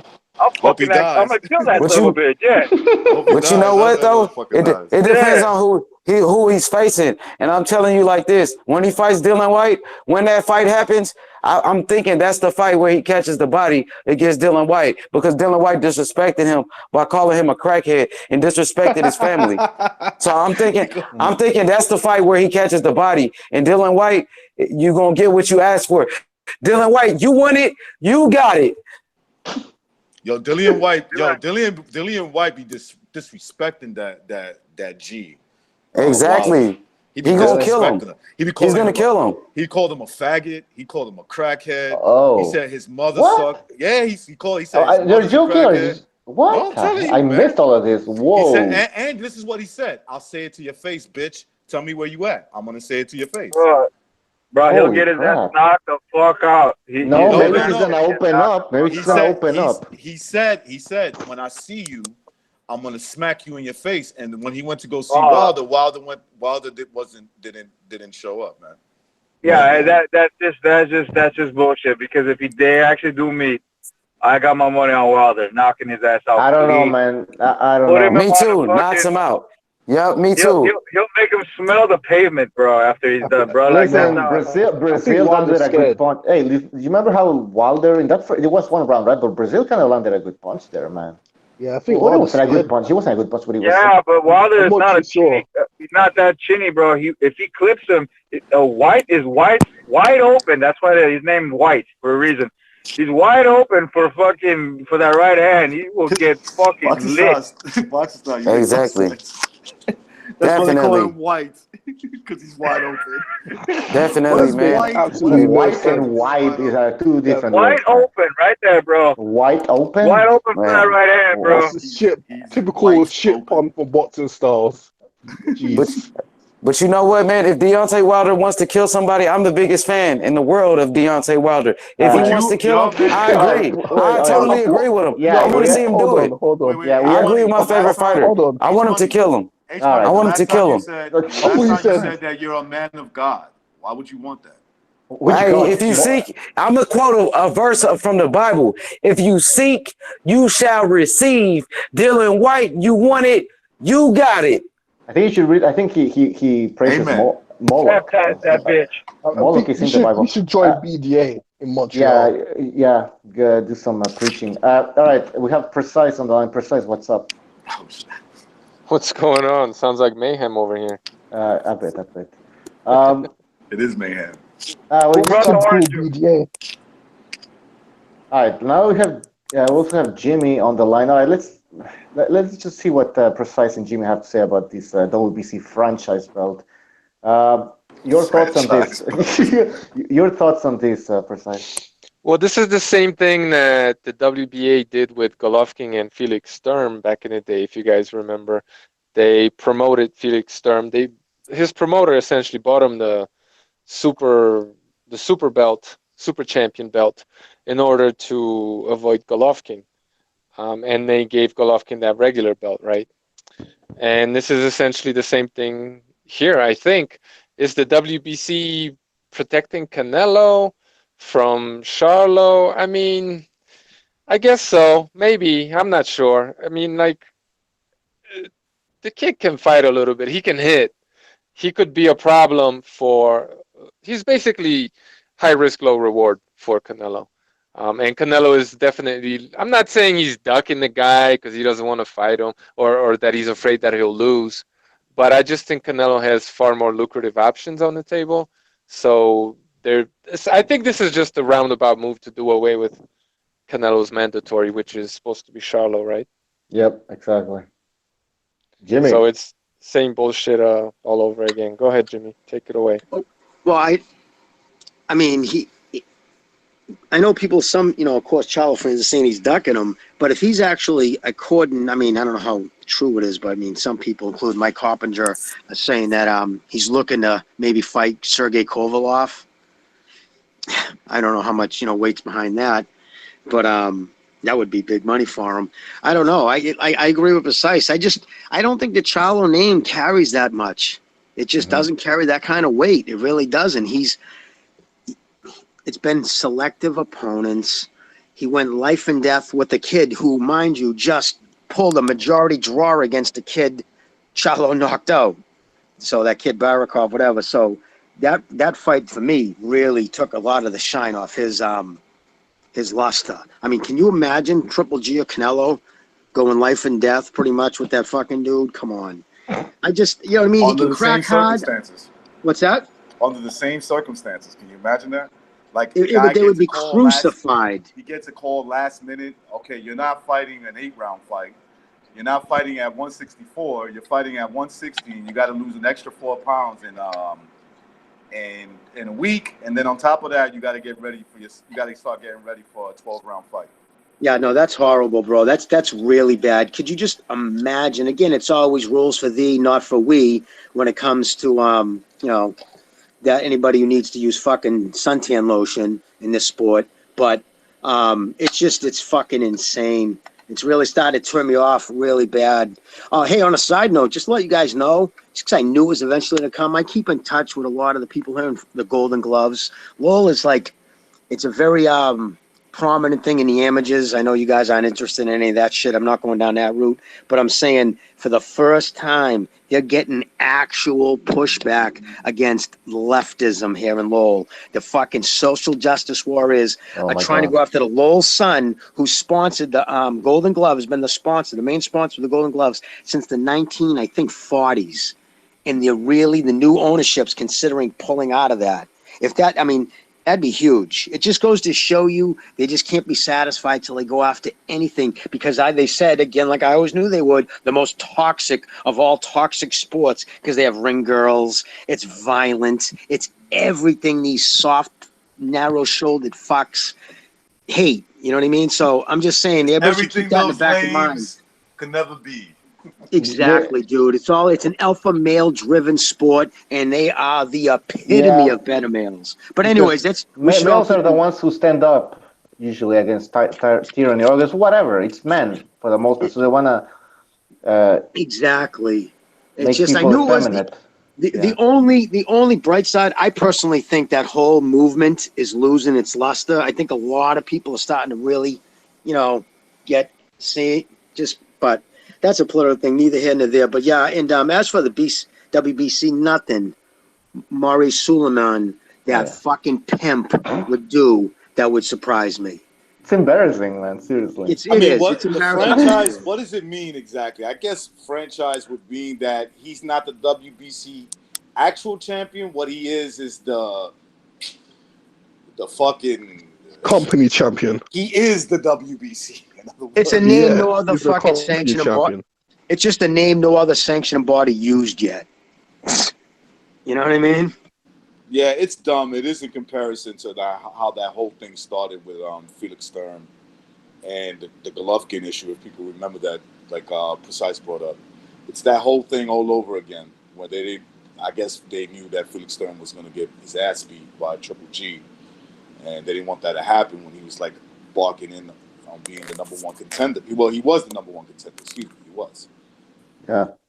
Hey, Jimmy, you know how Steve Kim always says belts do matter or something like that? Belts matter. This really proves that belts don't matter, man. Because at the end, they can't even, even if they had that rule which, this champion has to fight his mandatory, they can always create a new rule that's going to nullify that shit. So belts don't matter. There's no rules in boxing. This is what the WBC, by creating these stupid belts, just further establishes the fact that there isn't any rules in boxing. So wait, did Charlo just become a two-time champion without fighting anybody? Yeah. Awesome. Yeah. Yeah. That's how it goes, man. He's a two-time champion. Wow. I mean, man. you gotta give him. Listen, black privilege. You may not like. Come on, stop with the race jokes, please. Stop with the race jokes, man. Oh, we love race jokes on the show. Yeah, we all know what happened last show. That's my favorite. That's my favorite. Till this day. You want to see somebody That's die. my favorite bit.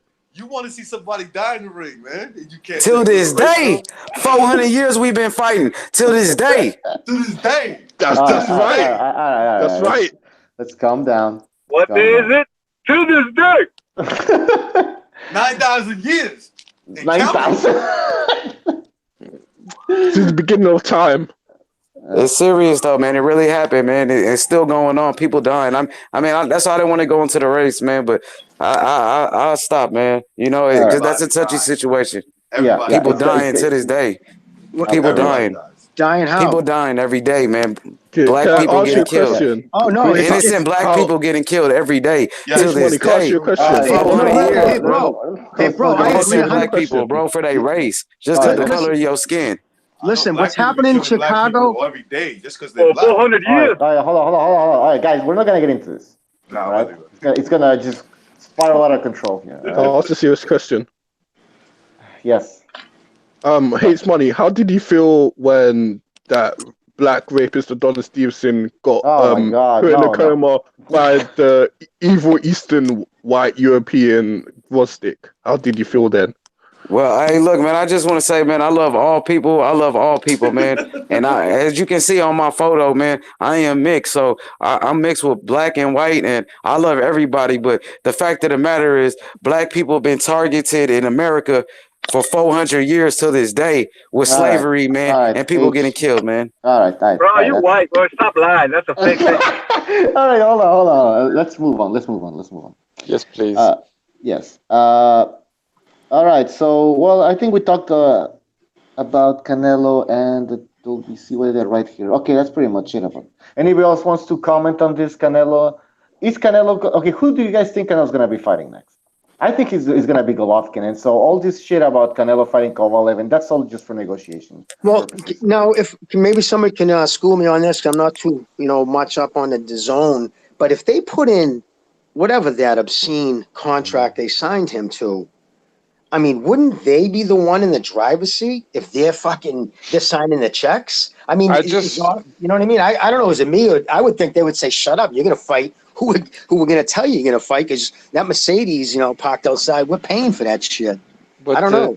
to answer your question, Jimmy, from what I read, Golovkin wasn't part of that deal. Like everybody assumed it was, but it's not actually in the contract. So according to the contract, Canelo's not obligated in fighting Golovkin.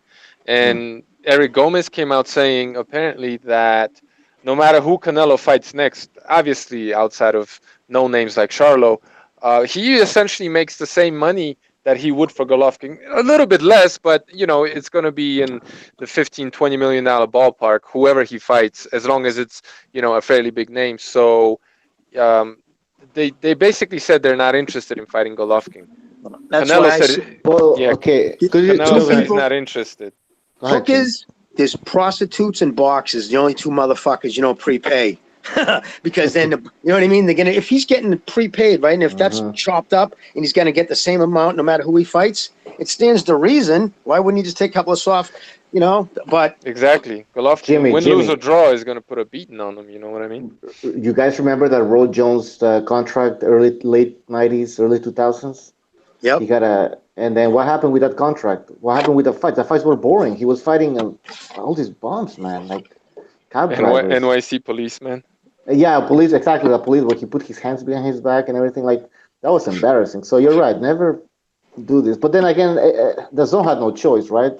I mean, they wanted to get Canelo, so they had But to I do would have this. made it. I don't know how it's in the contract. I'd love to see his contract. I would like to see if it's structured. But to tell him, if they would have said, "Listen, we're going to pay you $30 million," I don't know what the number is, but it's broken down over 5 fights. So every fight you fight, you're getting the same money or around the same. Maybe a little on the back end if it's a pay-per-view. That's bullshit. I mean, what's the motivation to make him? The reason why the G fight, even though it took 2 years, it was the money was always the driving force. But once that's taken away from somebody, and especially when that motherfucker knows he didn't beat him 2 times. So what's the motivation? That no motivation is I'm gonna let that dude creep close to 40 before I try to fight him again. Because I think he was really rung in the 10th round. And I mean, when his corner says to him, and remember, your trainer knows you better than anybody. The first words out of his mouth were, "You are right. You are right." He repeated it because he knew he was rocked. I've never heard his corner ask him that before. Never heard him ask him, "You all right? How's your head?" Like he knew he was rocked. So, yeah, I think the Jimmy the contract might be structured a little different because I just read an article that said that for his first fight with the Zone against Fielding was for $15 million. Now I don't know if that's just guaranteed and maybe some more on the back end, but I'm talking about just the base salary. It was 15 for Rocky Fielding and then 30 million for Danny Jacobs. And if you look at his contract and his 11-fight deal for 365 million, that averages out to about 33 million per fight. So you could see when he fought the Fieldings of the world, he got 15 million. That's probably just base salary. And the same thing with what's his name? Jacobs, 30 million. it's going to get to the point where these promotional companies are just not going to make enough money to keep this going. The problem is we think because boxing's been with us for over 100 years, it's going to stay with us.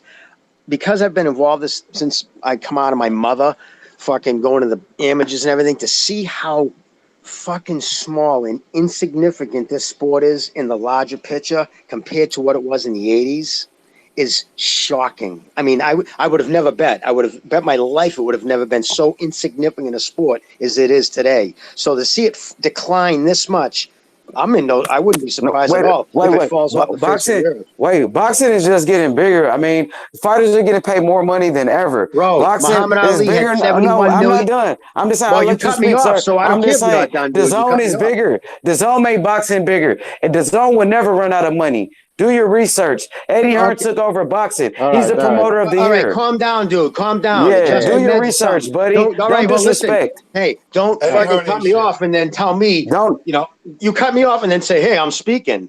I'm saying this. Muhammad Ali had 71 million people tune in live. This is where I'm dropping the mic right now. Boom. 70 million. 70 million. Yeah, What's the Muhammad biggest Ali watch? wasn't getting paid $32 million a fight. No, hold on. Wait, hold on. What are we doing? Backflips? Because he wasn't getting paid $32 million a fight. Listen, I don't fucking count other dudes' money. I don't give a fuck what anybody's money. I'm talking about popularity. Boxing at one time was the most popular sport in this country. Nothing was close to it. I watched it in the 70s become tied with baseball, and then I watched football take it over, NBA take it over. For Christ's sakes, it's just barely beating hockey on. Do you see what what PBC is pulling in for viewership numbers? They're getting beaten by fucking reruns of the Home Shopping Network. Yeah, I don't watch PBC. I watch the zone. I watch the zone. Okay, but even the zone. I'm not saying money. Money and popularity. You can't conflate the two. I'm talking about popularity amongst. I mean, it's just not the same anymore. Okay, sir. I'm just saying. With all due respect, did you see Anthony Joshua versus Andy Ruiz?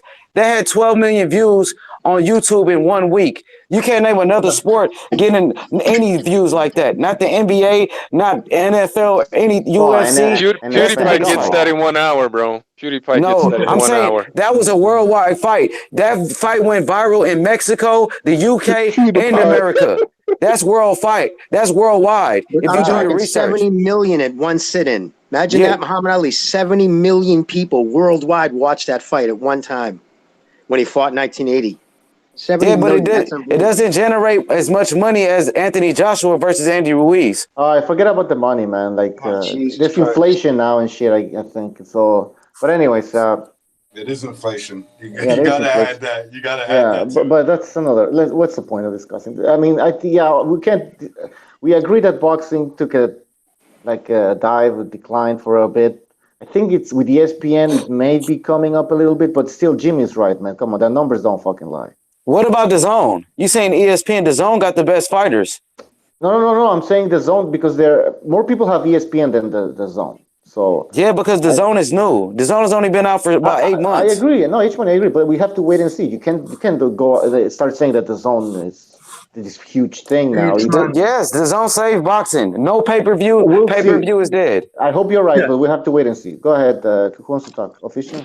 But I just wanted to say to H Money that there's a separation at the very top of boxing, meaning that all those boxing companies and networks are investing more, and they need to make the biggest boxing stars as big as possible in order to get back the money and earn more.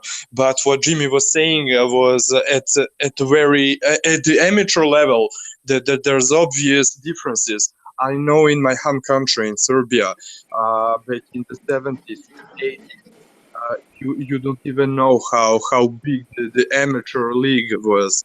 The whole country was watching on TV fucking amateur fights in ex-Yugoslavia. They used to let us out of school early in the Olympics. They used to actually let us out of high school. They let us out early because there was I don't know I can't remember the country it was in, but there was so many Americans fighting for golds. The high school let everybody out early. I'm talking amateur boxing in '76 Olympics when Sugar Ray, like the whole country stopped to watch that fight. That was amateur shit. You know what I mean? The sport was just humongous. Yeah, right. The same thing in the Serbia. Fucking amateur boxing fights were televised on TV. So what's more to say there? Look, guys, look.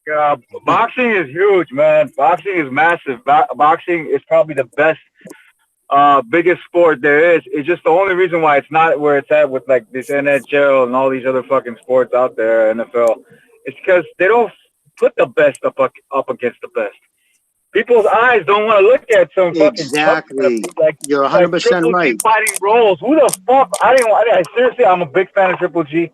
I really didn't want to watch that, but I forced myself to watch it because I'm like, he's gonna knock his ass out anyhow. I mean, like, this is the reason why, bro. Like, that's the reason why people don't give a shit. You know what I mean? If the best were fighting the best, why do you think the UFC? Although that's taken a dive lately, but why do you think that shot up? So, I mean, the numbers were crushing boxing there for a while because they were not any longer, but they were for a while. The UFC was like the big sport. It's definitely taken a slowdown. But so why Conor McGregor came to boxing? Why Conor McGregor had to come to boxing to get his biggest payday? Yes. Okay, because boxing runs sports. Exactly. So how's boxing taking a hit? He's talking about viewership. Forget the money. He's talking about viewership. Yeah, the viewership's gone down. Viewership. Mayweather and McGregor did record-breaking numbers. So what are you talking about? Yes, they did. That's embarrassing. Yes, they did. That wasn't boxing. That was a boxing match. That was a boxing match. What do you mean? No, it wasn't. It was sanctioned. It was sanctioned. You know how embarrassing that is. That was embarrassing. No, embarrassing is that a 0-0 fight going 11 with a boxer. Yes. And they made the highest viewership. That's embarrassing, man. So boxing should be ashamed. So you're talking about Muhammad Ali, but wasn't Manny Pacquiao versus Floyd Mayweather the biggest fight in history? And you guys still disrespected Mayweather. Pay-per-view history. Oh my God. Yeah, exactly. Pay-per-view. Exactly. That's what it's all about. How much Mayweather, how much money he made? How much money? Hey, how much money did he make? Hey, can I say something, please? Yeah. Is this how you talk to people in real life? Look, and if so, how the fuck? How much money did he make? Hey, H money, Hey, dude. You need to calm down, man. Like, it's cool that you have a lot to say, but like, let people talk and stop yelling at everybody, please. I just wanted to say that whatever Mayweather and Pacquiao did, fine. Let's average out all the pay-per-views since then, including that one, and it's going to look like shit. Okay, just because one fight broke the bank, well, that's exactly what it did, right? It broke the fucking bank, and now boxing has just been sucking since. And so much as we talk about Mayweather being above boxing, let's stick to it, right? How is boxing taking a hit, but you're here talking about boxing? If boxing's so bad, why are you talking about boxing? That's not logic, okay? That wasn't a logical statement. That's not even an argument. Okay, hold on. Conor versus Mayweather broke the bank, honestly. That's why it was called the money fight. They just don't want to fucking admit it. H-Money, Conor has a bunch of fans, man. Look at Floyd Broner. Floyd, no, not Broner, Berto. That fight didn't do that well, man. Take into account that it was supposed to be Floyd's last professional boxing fight. After that fight actually lost money. That's an empty seats. Watch that shit again. What about Mayweather versus De La Hoya? What about him breaking a record right there? Mayweather versus Canelo. That was 20 years ago. Mayweather versus Canelo. Bro, that was Canelo. Canelo did that, not Mayweather. Broke the record. He owns all the records. Floyd Berto. What happened there? Explain it to me. Floyd and Berto, it doesn't matter. What about all his other fights? What against Canelo? What about no Mexicans? No Mexicans. Right. He doesn't want to answer the question. All right, so we're gonna move on here. How do we get into this conversation? By the way, Revolucion, are you there? Yes, sir. I'm going back in that crib real quick. Okay. I was just chilling poolside. All right. How do you get into this conversation? Fuck, I forgot, man. I'm sorry, that was me. Because the point I was trying to get, Bucho, was if these fighters keep fucking around and not fighting the best, listen, people with today's, because everything with social media, nobody has an attention span. Nobody's we are diehards. We will always be diehards. H-Money doesn't know me. He doesn't know what the sport means to me. And I'm just saying, I would be devastated if it goes. It's not like I'm voting for it. I'm just saying these guys got to step the fuck up or it's going to continue to fucking, these big money fights are just not going to be there. Just not. And, regardless, these guys can, you can count people's monies, paydays, but at the end of the day, what the line you're looking for was the fight profitable. That's the, you know what I mean? It might be profitable for the fighter, but did the promoter make money or did he lose money? Canelo versus Triple G. Give me a sec, H-Money. You know why the UFC is taking a hit a little bit? It's because you got these prima donnas not fighting each other now. A couple of them. Like there's supposed to be major fights being made, but they're I got an injury. I know Dana White has a plan for every one of these superstars that he has. He cuts them loose. There's a lot. Yeah, but at the same time, in a second. sometimes it's like he's not making the big fights anymore like he once used to. He doesn't have the full control, but they're not doing it. I don't think he has the full control since he sold it. That's why I think he's behind the scenes, but he doesn't have the full. Although they just cut Northcutt, they'll cut a bunch of people if they don't. They only give a couple of chances to make a fight, and if they say no, they just blast them. Yeah, because everybody knows. There was a pretty good fighter too. What was his name? What's his fuck? He went to the thing. Mouse. I mean, the little guy. I know the small one. He's a big dude. He's a big dude. He's a middleweight. Northcutt? Gegard Mousasi, yeah. Oh, yeah. He just lost. Jeez. Yeah, I know. He lost, but it was a close fight. He should have fought a title fight for a long time. It took Khabib for years until he got a title shot. Undefeated Khabib. Took fucking years. Boxing Styles, that was his fault. Boxing Styles, that was Khabib's fault. So you can't blame Dana for that. That was Khabib's fault. That was Khabib's fault. All right, moving on. You can blame it on Khabib, but there's a lot of cases. All right. You can blame it on Khabib, but there's a lot of cases where he had the opportunity to make the fight. He didn't. He went with someone like Conor. He went with somebody like Alvarez. We're into UFC shit. Can I say something? Yeah, go ahead. Well, I was trying to say that the Zone definitely made the biggest fights in 2019 and the fights that people want to see. Anthony Joshua versus Andy Ruiz, the rematch will be the biggest fight of the year. It's going to be bigger than the first fight that went viral. And also, Triple G versus Canelo, the rubber match. Part 3 will be on the Zone. So all the fans will be happy. And it's no pay-per-view. So we should be thankful as boxing fans for these great fights for such a low price. In the Zone, they're doing a great job. I totally agree with you, H Money. And why don't you tell the people at home what other great sports you have on the Zone? You have baseball. Yes, you have a league pass on baseball. You could tune in every night. It's called Change Up and watch unlimited baseball. And also you have Bellator MMA. I mean, I would say it's better than the UFC. Pat you down, dude. I bet you got it. I bet you're a sales rep for the Zone. He has it written down. H Money, you're telling me that I'm Mr. DAZN. I'm Mr. DAZN. You're telling me that I can watch my Cincinnati Reds on DAZN unlimited? Yes, and you can on demand too. You can go back and watch everything, man. And I just want to tell you that Bellator MMA definitely is better than the UFC. So everybody, if you want to watch Bellator, the best MMA fights, you have to have DAZN. You really think the Bellator is better? I'm not a aficionado on that. Better so fights, bro. Can I ask H Money a question? Yes, sir. Can you talk without screaming? I'm just trying to get my point across because it's people trying to overtalk me, and I have a strong fan base in the chat, as you can see. I can't. Hey, H Money takes a lot of sugar, bro. I'm just saying, maybe his father was Billy Mays. Well, if he's gonna keep on screaming, maybe we could turn his mic down a little bit. Eddie Hearn is my dad. Please. Yeah. All right. I mean, look. Did he just say Eddie Hearn was his dad? Eddie Hearn is my dad, man.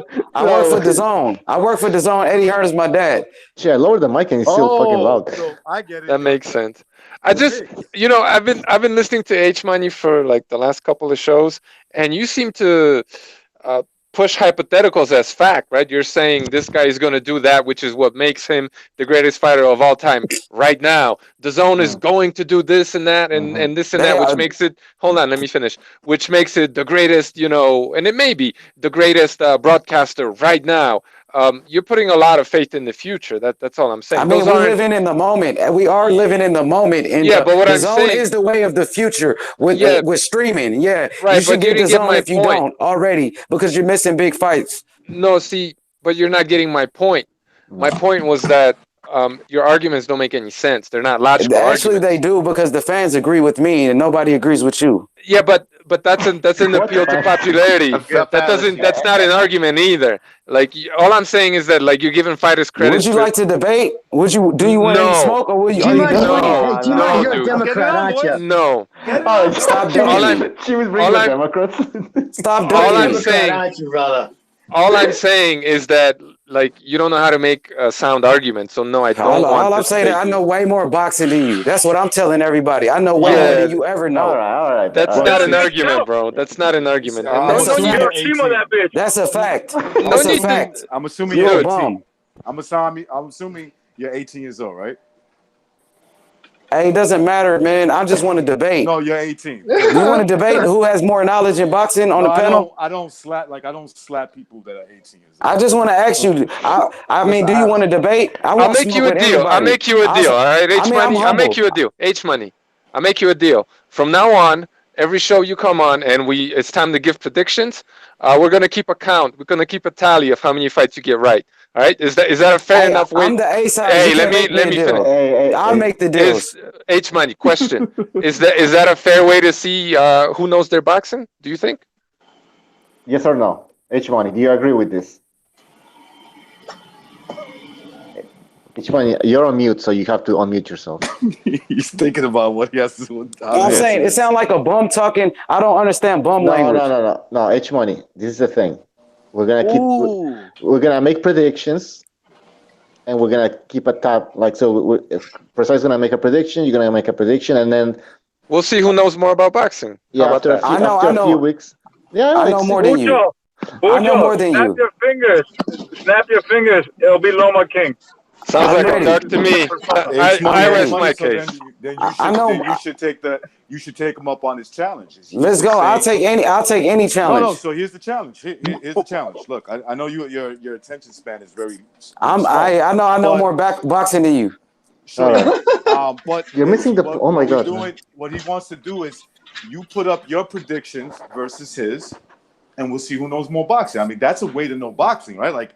Yeah, I pick one fighter, you pick the other fighter. Let's see who wins. We're all gonna do it anyways. It's not only you and Precise. We all take predictions. So we'll see how much boxing you know, right? Like who am I debating? Hey, you're not debating any. Oh my god! No, you're not debating anybody because you don't know how to debate. Because you can't listen. There's no college for this, so right? Wouldn't you say? No, like I mean, no. Saying, honestly, like right? This is something. Like you saying Deontay Wilder. First, you got to be a master to be a debater. It's one at a time, man. It's too many people talking. You're saying Deontay Wilder is the greatest fighter of all time, and he has the most power. You can't break it down. How he's the greatest fighter of all time. I mean, and how he has the most power. You must think he's the greatest. You keep talking about him. You must think he's the greatest. He's on your mind. Say it. He's not. Listen, he's part of boxing. Who am I? I thought I was debating the other guy. I mean, it's too many people. I mean, I can't fight you all. No, nobody's fighting nobody, man. Just relax. No, hey, who said Wilder's the greatest fighter? No, he did. He did. Jimmy. He said he's the greatest. This dude comes on here and says that Wilder's the greatest fighter. Because get this, let me tell you why. Because he's the greatest. He's the greatest. He's the greatest of all time. He's the greatest because he will beat Floyd Mayweather's record. So he's the greatest right now. Right, because that's how this guy debates. Okay, but that's all objective. But there's certain factual things, right? And here's a factual thing. He has the Deontay Wilder. He gave Tyson Fury a concussion. All right, wait, let me finish. Let him finish. Listen, unequivocally, factually true. For over 4 years, he's held the WBC belt. Go down look where his guys are placed. Factually, he has the worst heavyweight championship resume in boxing history. End of story. He don't want to hear that. What he wants to talk about is that one day he will break Floyd Mayweather's record in 51 fights, right? Because he failed. That and 50 cents will get you a cup of coffee. I know you hate him because he's black. I know you hate him because he's black. I know. To this day. Wait a minute. No, come on, dude. Did you just really say? Listen, dude. Honestly. Hey, PDA, Bucho, if this dude is going to stay on here and come at me like Jimmy,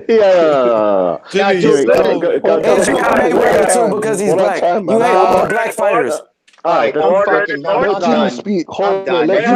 Serious? Are you serious?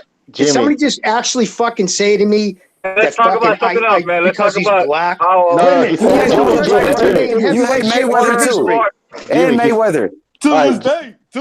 Jimmy, he's not saying it. He's not saying that. He's saying that to all of us here. Oh, all right. I'm sorry. I thought you just said it to me. No, he's saying it to all of us. I'm talking to Jimmy. I'm talking to Jimmy. Don't tell me I'm talking to Jimmy. H-Money, I'm talking to Jimmy. You said that. Guys, enough. Yeah, enough. Oh, you're talking to me. You're telling me I don't like him because he's black, huh? Yeah, I'm talking to Jim. So I don't like Wilder because he's black. I said he has the worst heavyweight resume in history because he's black. That's why I said it, right? And Mayweather. You hate Mayweather too. You disrespected Mayweather and him. You hate all the black fighters. I understand. All right, listen, guy.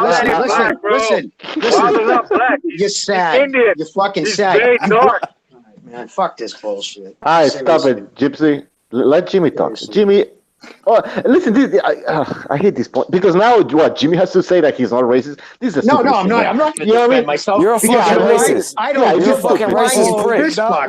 Yeah, it happened to me too. Somebody called me. I hate black people. It's like, what? Do I have to defend myself? I have to explain? Like, no, I don't. No, but yeah, listen, exactly. It's funny. Say it to me. Say it to me. Say I don't like them because I hate black. Say it. Recognize you hate black people. Yeah, I have no problem saying I don't like Jimmy hates black people. I don't like black people either. Me too. I don't like black people either, especially black women. Man, let's stop talking about race, man. Let's stop talking about racism, man. Hold on. H-Money, you now you're saying stop talking about race. Before that, you said it's a sensitive issue. Let's not talk about it. You brought up the fucking race card, man. Did you realize that? Did you realize that? H-Money. It's funny, it's grounded right now. I mean, you keep putting me on mute. I mean, somebody keeps putting me on mute. I can't even talk. Yeah. All right, well, H-Money, listen, because you called me that. So let me ask you a specific question, and this will tell me a lot right now. You're a fucking racist. You're a fucking racist. All right, whatever. But dude, you know what? I don't give a fuck if you think I'm a racist, you dumb cocksucker. All right. You hear that? I think you suck cock. I think you put balls in your mouth and play with them. I had enough of this guy, man. What the fuck you got to say now, bitch? You guys don't realize. Jimmy, calm down. Oh my God. Jimmy, calm Cunt. You guys don't realize he's trolling. This is not he's not real. No, guy, I'm not even joking. I haven't realized it right now. No, I think he's mildly like. What's the correct word these days? Mentally. Crack baby. Yeah, listen. No, I'm not even joking. Because I was going to address. Can I just address that? I just wanted to ask him real quick, as before he called me a fucking racist. I was going to say, because he said black people being killed every day. I was going to say, oh really? So what you're saying is black people are being killed at an exorbitant rate, when statistics from the Department of Justice and FBI show clearly that white people, unarmed white people, are still more likely to be shot and killed by police. Statistical fact, even though they commit demonstratively less crime. Jimmy, calm down. Jimmy, you know what he meant by racist? That means you run a really good marathon. That's all it is, bro. You run really good. Racist. You know what I mean, dude? Like fucking, hey, listen, I was down there. I was sitting at shitty cold gym to watch Marvin Hagler spar, hit the fucking bag for hours. Just, Jimmy, you know what I mean? He was black today. I didn't even see color, you know? Jimmy, you don't have to say anything. Just ignore. You don't have to defend yourself. I mean, it's just stupid. Like, but you know what I mean? How can we be boxing fans and like be racist? I know black people have dominated. When I was a kid, there was no white fighters. Bro, you don't even need to defend yourself, bro. Don't even defend yourself. I know, you're right. You're giving them credit. You're giving them credit, bro. Like, you're right. You don't have to say anything. Right. Jimmy, it's the Boston accent, Jimmy. We all know Boston's the most racist city. No, you're right, dude. Boston is some racist motherfuckers. They were the last fucking baseball team to have a black player. Jimmy, that was because of the owner. Fucking burritos with beans in it, bro. I don't know if you know stand that shit. Yo, who put gypsy boxing in a bunker, man? Who likes in the bunker? Listen, guy, I wanted to apologize to Bucho Blanks, but I told you guys what I'm going through, right? Like, I'm still, like, I found out today, right now it's 50-50. My girlfriend of 14 years might not lose her leg from an illegal alien who fucking mowed her down a week ago today. Yeah, so that's crazy. Forgot, her left leg, she got 7 rods and pins holding it together. What? No, he was from the Northern Triangle. No, he's like he was. No, I think it was either Nicaraguan or Honduran. All right. Well, Jimmy, he was I hope purposely. that sucks, man. Jimmy, he was purposely doing that. That's what I was trying to tell you. No, I know, and I shouldn't have reacted guys. that way. It's just I haven't a lot of slept. people. I'm A lot of people all talking. fucked up in the head. You know what I mean? No, Guys, it's understandable. But what he was doing was, listen. This is I caught it really easy, right? So when he noticed he was getting a reaction, instead of answering you like saying you're a racist, he put in you're a fucking racist. No, exactly. So what's the difference? He did it to get a No, well, it is a difference. If I'm go ahead. nah, I'm talking to you. When you said he's talking to everybody, you're trying to diffuse the situation. Oh yeah. He I thought he was. He came right back. No. He came right back. He said, "No, I'm talking to Jimmy. He's a fucking racist." Thank you. You know, I've noticed a lot Very of people, good observation. Racists always jump on Jimmy because he's white, I think. But he's not the only white guy here. He's not but you white can tell in his remember the last dude who called me a racist? Was that El Capo dude? Right after because I made a statistic. But listen, this is what happens when you deal with weak-minded individuals. Because they can't come at you with reason and fact, they get hyperbole and they figure the louder they yell, it's going to accentuate their point. When I yell, it's because I'm a stupid meathead and I get angry. You know what I mean? But if I'm trying to make a point, I try not to. But all I stated was a fact. Look up his record, and it's actually there's articles written about his resume. Jimmy, listen. Everybody's been saying what you were saying before, like with H Money. Recognize said it. Everybody was saying it. But when you say it, all of a sudden, wow, he went ape shit and you're a racist. You're a fucking racist. Like, why didn't he say that against with Recognize and everybody else? Now because he knows I'll tell him. He knows I'll tell him I am. No, it's not that. It's because Jimmy's Boston. He's from Boston. He's white, so it's like they really hate them. Like they Jimmy, really hate Butcher, can I ask a favor? Yeah, go ahead.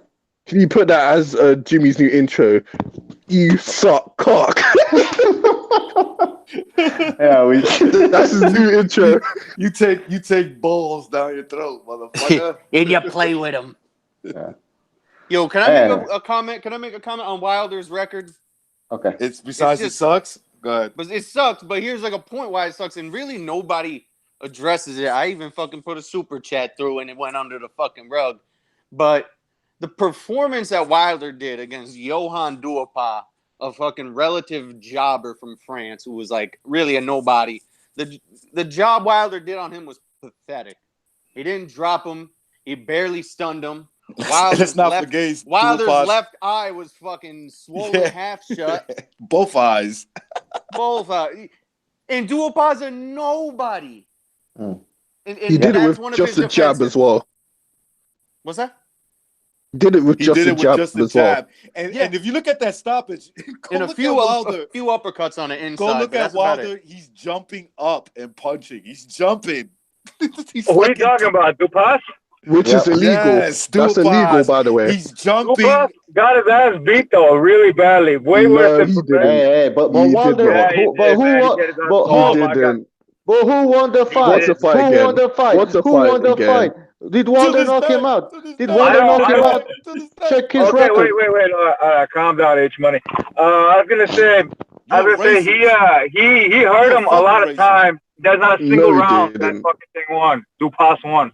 Not a single round. Duhaupas won majority of the rounds. Like, Wilder didn't win shit. He fucked them up. Hold it, boss. Hold it. No, he didn't. But how come? How do you play with someone with swollen eyes? Moving his waist on him, bro. Swollen eyes. How do you play with someone you have swollen eyes? Come on.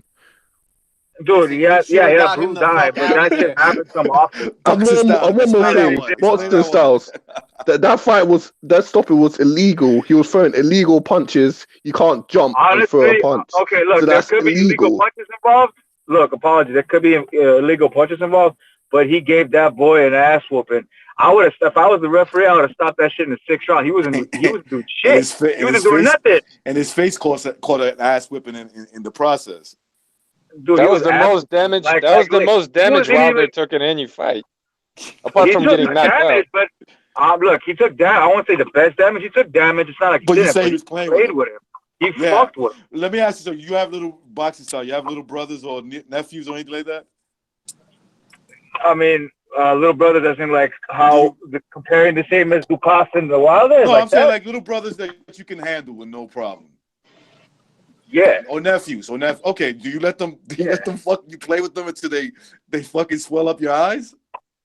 Well, if they get lucky, they can get that shit not out. lucky. It hasn't happened for a long time. You're letting them It do doesn't. it, right? You're gonna say, wait, go ahead. I'm not saying Get he my let eyes him. swollen. Dude. I'm not saying he let him fucking bruise him. It's a heavyweight, obviously. Hitting you, it will bruise you, bro. Like he was fucking with him. He fucking destroyed that guy.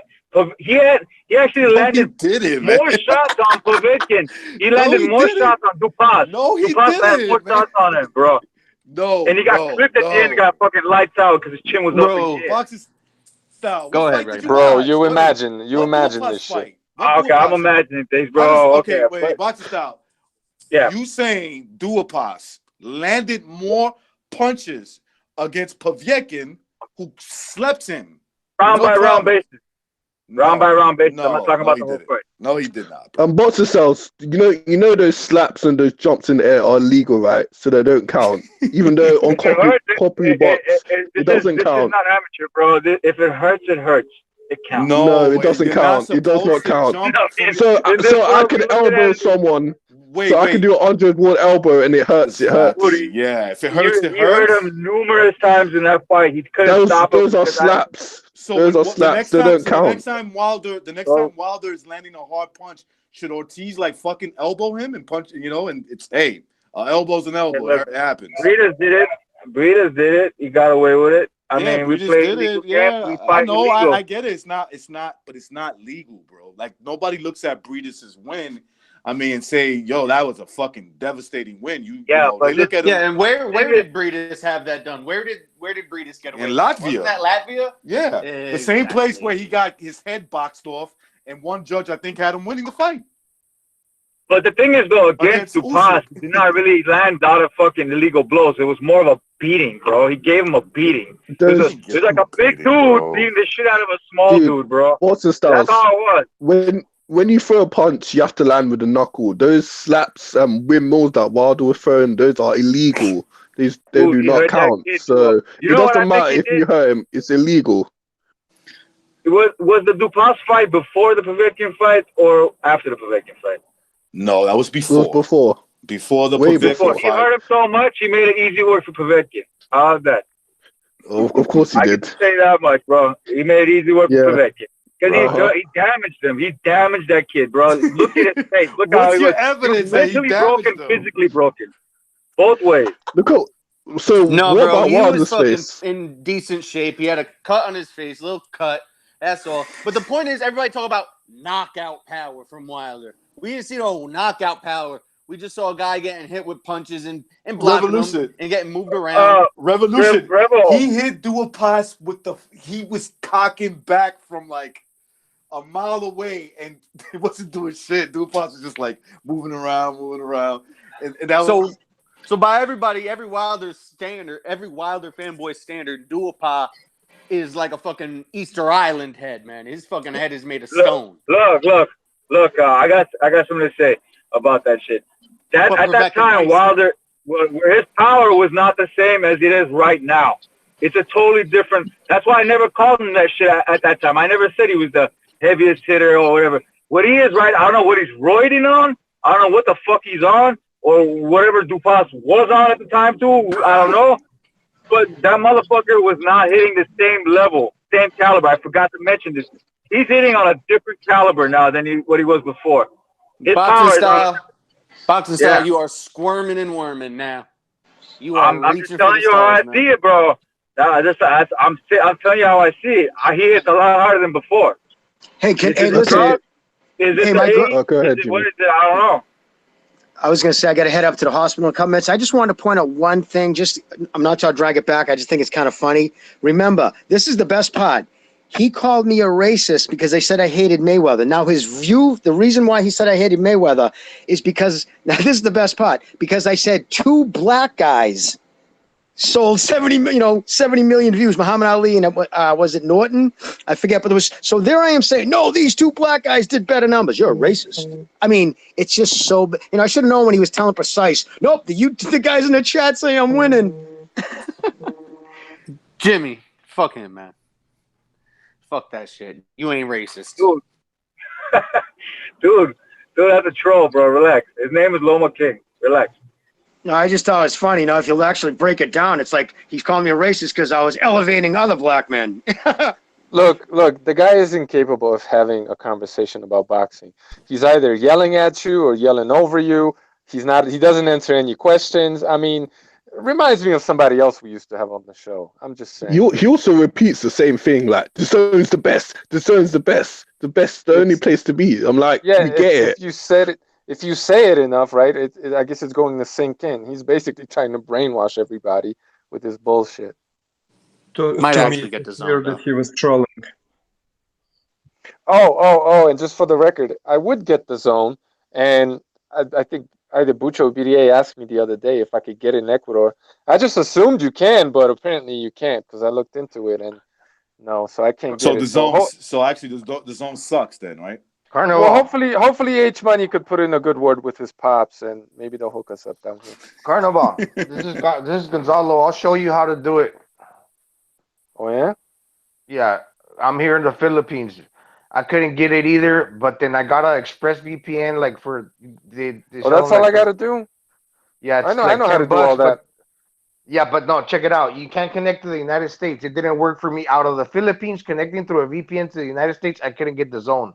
But you have to connect to Canada, to Toronto. I'm able to get the zone.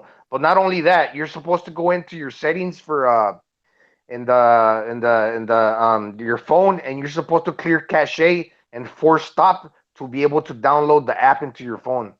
Because you can't don't download the app if you're out of the app if you're out of the country. But if you force stop and go into the settings on your phone, you could add the app into Yeah, your apps. I could figure all of that out, man. Thanks. Let's not Yeah, bore yeah. everybody with the details. But yeah, I appreciate But then you connect to Canada. And it's gonna beam through the BDA shit over there in Toronto or wherever those guys are, right? Yeah, through the Hey, precise. Is it summertime right now in Ecuador? Are you in the same weather pattern? Like, are you different? It's always summertime down here, baby. Right. You're near the equator, He's in right? the equator. But you know what I mean? They have all right, I guess rainy season, dry season. Yeah, exactly. Right now it's dry season. What's considered summer? This is considered. It just started. It's actually snowing in Ecuador right now. Precisely Shut making a up. snowman. Nobody cares what you have to say. You're breaking up. I can't hear a single word. Or had it. Yeah, sure. H Money's like a cartoon character. The snowman in Ecuador, bro. Yo, precise. Ecuador, that's a part of Mexico, right? No. Yeah, something like that. Well, it's a part of South America, but it's not a part of Mexico.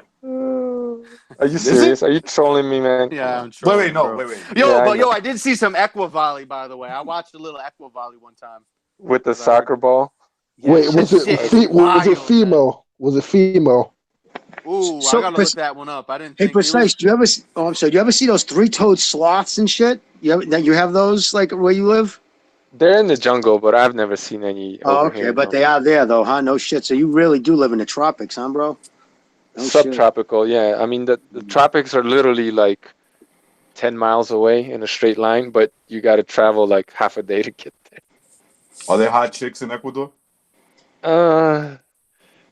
Yeah, here and there. It's not that hot, man. It's not that hot. No, but I was going to tell you there's not too many hot ones. They're all in Queens. Yeah, they all got sponsored. They all got sponsored, probably. No, I mean, yeah, a dime a dozen maybe, but on average, nah, not too much. Thank God you're not in Colombia. The Colombians are coming over here, man, causing all kinds of havoc. All kinds of problems, right? Yeah, for real. In every Latin country, you always hear that. Like, it's these fucking outsiders that are coming over here, destroying our country. Diversity is our strength.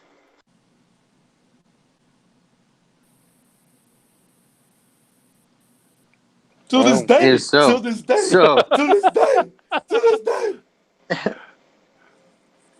Unreal. I think you know what H Money's doing right now. H Money's on the oxygen tank right now because he was having a hard time breathing the entire time over I here, think bro. H Money's right now jerking off, saying to this day, to this day. He's making a video right now to post to say how I'm a child molesting racist. All you gotta do is say, Probably, don't yeah. talk, all you gotta do is say, don't talk about your father like that. That's all you gotta say. Nah, You know, he said he's Eddie Hearn's child, right? I was gonna ask, does he go commando? Like Eddie Hearn? You know, you got what I'm saying? I wonder who the mother is. They only haven't banned some side chick, some ring girl, some random ring girl. The dude's trolling. I mean, listen, I'm not gonna try to convince anybody, but I'm convinced already. He's well, I don't want to say that because I don't want to blow up his character, but he's another. He's trolling. That's all I'll say. No, he's not, man. He's for real. I'm telling you.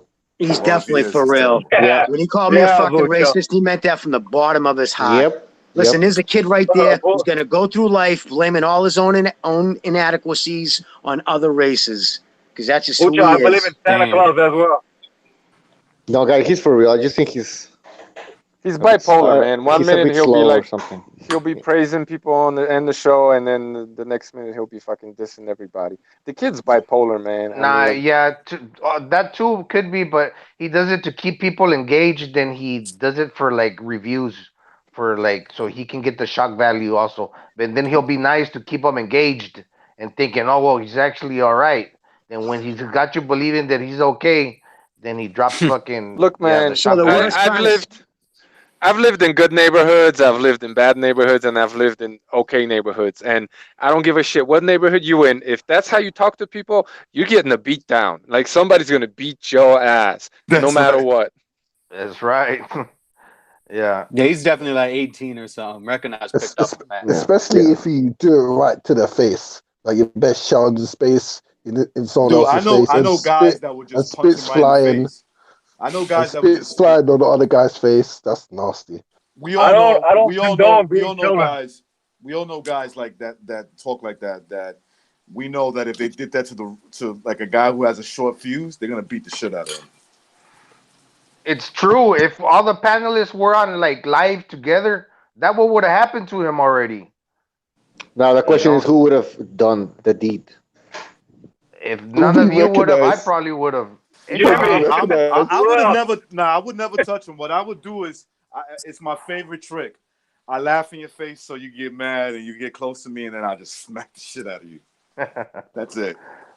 I'll be like, you ain't shit. That's it. That's all I would tell him is, you're lying, you're fake, you're crazy, you're delusional, you're biracial, so you're delusional. You know, every little insult that hurts him. Every little insult that will hurt his feelings. And then when he gets real close, like he wants to do something, and then you punch him like real hard. Nah, just bear spray, bro. Works the best. Bear spray. Bear spray. Like when we used to live in we used to live in a bad neighborhood, there was a lot of just rowdy Negroes running around and just for no reason starting shit. We would like ride through the neighborhood. Some people would carry mace. One of my friends carried bear spray. I'm not even fucking around. That shit works. Like, damn, you see the squirt thing or the spray? Like it's like a mace for a bear. Oh yeah, I know it. Yeah, yeah, It's like fucking shaving cream, right? And it goes Real far. thick. Yeah, it goes far and it's nasty and it fucking works, man. Like that fucking South Park episode. It's bear mace, faggot. So what do you? Oh, Are whoops. you saying black people are bears? Is that what you're saying? Huh? What? Are black people bears? Jesus Christ. You could. Hey, if you want, you could bring it to Boys Town next time you go too. Keep those hairy dudes off of you. All right. So anyway, people are saying that we paid H Money to be on the show. Other people think he's a created character, but no, this guy's for real. All right, and I don't think he's a troll. I just think he's a bit. He has some. No, he's called into I think Beep's show, Ringside Reporter, or some other show. Okay. Maybe a few of them. And this is just how he is. The other day he was on Jedi's podcast. He was also getting in trouble. Let's say that way. I think he called into the Boxing Voice because he kept saying he was the Boxing Voice Rookie of the Year or something. So, did we ever find out what that means? Like, honestly, what does that mean? I didn't even try to. Nothing. Means nothing at all. He's a hardcore casual. That's what that means. It's getting into gossiping at this point, you know. Hey guys, smash the like button, like the Shepherd Son said. Listen, I don't mind a guy saying a bizarre opinion. I could care less, but it's just like, it's so true. It's like this guy's giving him credit he's giving guys credit for shit that he thinks they're gonna do, or he knows I mean that's a legit criticism. I'm not saying he's a dumb motherfucker. I'm just saying this doesn't make any sense. Your arguments don't make any sense. Like, I'm sorry. What do you want me to say? It's like it's like someone coming on here and saying that Ricky Hatton gave Pacquiao trouble, give him a really tough fight, right? Everybody's just gonna be like, okay, you're a clown. No, Well, I this is what Jimmy does. agree with you. I'm just kind of saying, like, how long we've been on the subject. That's all I'm saying. Let's move on. Let's move on. H Money wakes up, breaks out a few cubes of sugar, sniffs it up, goes on the channel. That's what happens, bro. Let's move on. He sounds like it anyway. Let's move on. By the way, Endgame, he just became a Patreon subscriber, so thank you, Endgame, for becoming a Patreon subscriber. Well, goddamn, thank you, Endgame. Yeah. Right. Anybody wants to any boxing topic? Anybody wants to throw here? Did you guys talk about the awesome, amazing Cuban the other night? Almost get knocked the fuck out by a bum. Okay, so is because he's old, or what is it? Recognized? Precise. I think so. Yeah. I mean, so much as he said after the fight that he wanted to give the people an exciting fight. If you watch the first round, he was trying to jab and maintain distance, but the other guy didn't let him, and Rigondeaux didn't have the legs to stay away from him. In my opinion. What did you think of that stoppage, brother? Oh, come on, man. That was criminal, right? Bullshit, of course. Bullshit. Awful. They're saving his ass, probably building them up for Leo or what's his face, Gary Russell Jr., something like that. They're gonna cash him out. I'm sure they invested a lot of money into him because remember I said before that kid who used to rent an apartment off me. He said vehemently that it is well known in Miami, like he owes a lot of people money because when they're not fighting, they don't get paid, and he was getting sponsors basically on a promise to pay him back with interest. But he was hitting all kinds of people up. So it looked to me like it was somebody in there because he had to be. He didn't look like he was passionate. And what I love is all of a sudden people are like, yeah, he wanted to show that he could stay in the pocket and fight. Yeah, he was baiting him in, right? He was making him comfortable. So, dude, he looked like he was out on his feet a couple of times, man. He's got disinterested. Rigondeaux has an excellent poker face, man, but there were at least 2 times in that fight when he was fucking ready to go, man. He had him hooked up, and he just needed to hit him a couple more times. He was, in my opinion, he was lucky to fight a guy who couldn't punch, man. Because if he's in there, he's in there with Leo doing that, he's getting stopped, man. What's his face? Gary Russell Jr. Come on, man. Both of these dudes are gonna. He'll have a puncher's chance. Don't get me wrong.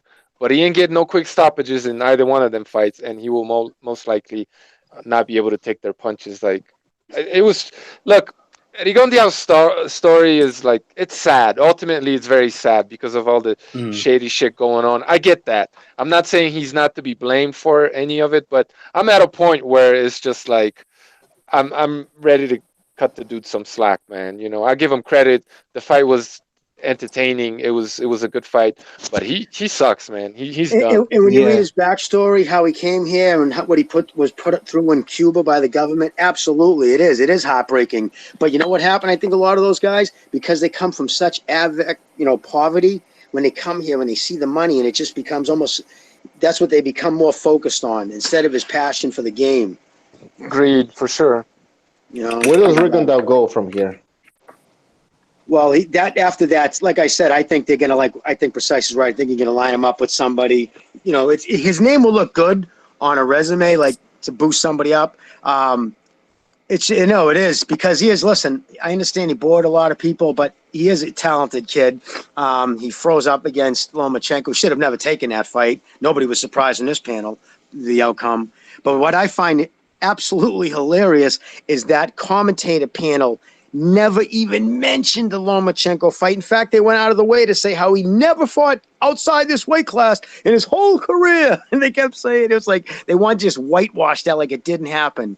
That's when I'm like, okay. So obviously if they got the fucking comment crew on board, I wonder, and then that ref, that stoppage, when he hears them knock too, the refs hear that click, click, click. He knew the minute his count was done, that fight, the bell was going to ring. So he that was just criminal, really, dude. And you want to know something too about this whole little saga with Rigondeaux is he was willing to weather the storm against fucking Ceja over the weekend. Why didn't he weather the storm against Lomachenko? You know, why didn't he approach that willing to go out on his sword? You know, he just shelled up there and said, I hurt my hand and just quit. I'm gonna keep saying it. Lomachenko was hurting that boy. He was hurting him. That's why he's and he knew that it was gonna keep getting worse. So he checked out. And I think he was gonna shit he was doing. Remember, he was like sidestepping. Just doing things to him. It was kind of embarrassing, to be honest with you, especially someone so decorated as him. It was embarrassing. Yeah, and that's what it was. And now he's at the point where he's got to go out on his sword if he's going to lose again. So he's it was a nice left. For all the other bullshit, the terrible stoppage, it was a nice cracking left, though. For a little dude, he can crack. Yeah, I said last night, I'm giving him just a smidgen of credit for being willing to trade at least and putting on. This is probably the most entertaining fight he's ever put on in the professional. Absolutely, I agree. Yeah, but the only reason for it is because he lost his legs and not because he wanted to give us a great fight. Exactly. Yeah. Yeah, they're going to keep feeding him bombs until they decide to whom they're going to feed Rigo to. Yeah, but that's a great point, official. That's a great. No, I'm just kidding. Yeah, no. The thing is that's what I came away with too, guys. Is that fucking? I don't think the boy got his legs anymore, and I don't know if he could. He's with PBC, right? Yes.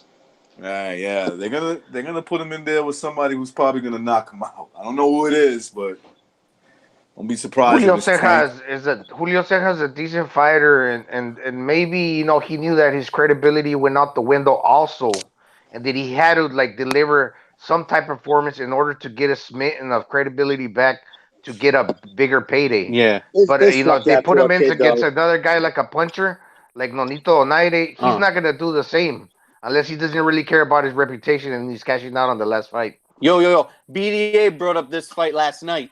Rigondeaux's next fight against Dogbay. Right. Retirement bout. Hey, what about the? It looks like the fucking button. The what is it? How's that go? The shines off or the buds off the rose or something when it comes to that kid Spencer.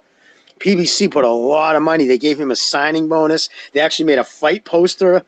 They put a lot of money to fucking sponsoring that kid, and he looked like shite the other night. He was sucking wind at the third round. Shit, I didn't catch that one. I gotta go back. It's unbelievable. It was terrible. He's only 18 or 19, just turned 19. He's the future welterweight star of the PBC. They thought he was 9-0 with 9 knockouts. And he went life and death with some, I think the dude was 3-3.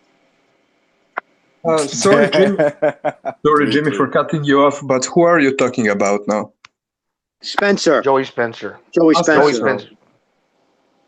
Yeah, they gave him a signing bonus and everything to sign with the PBC. He definitely laid an egg. He was sucking air. He didn't take it serious at all, without a doubt. Boxing, you gotta, I'm sorry, Jimmy.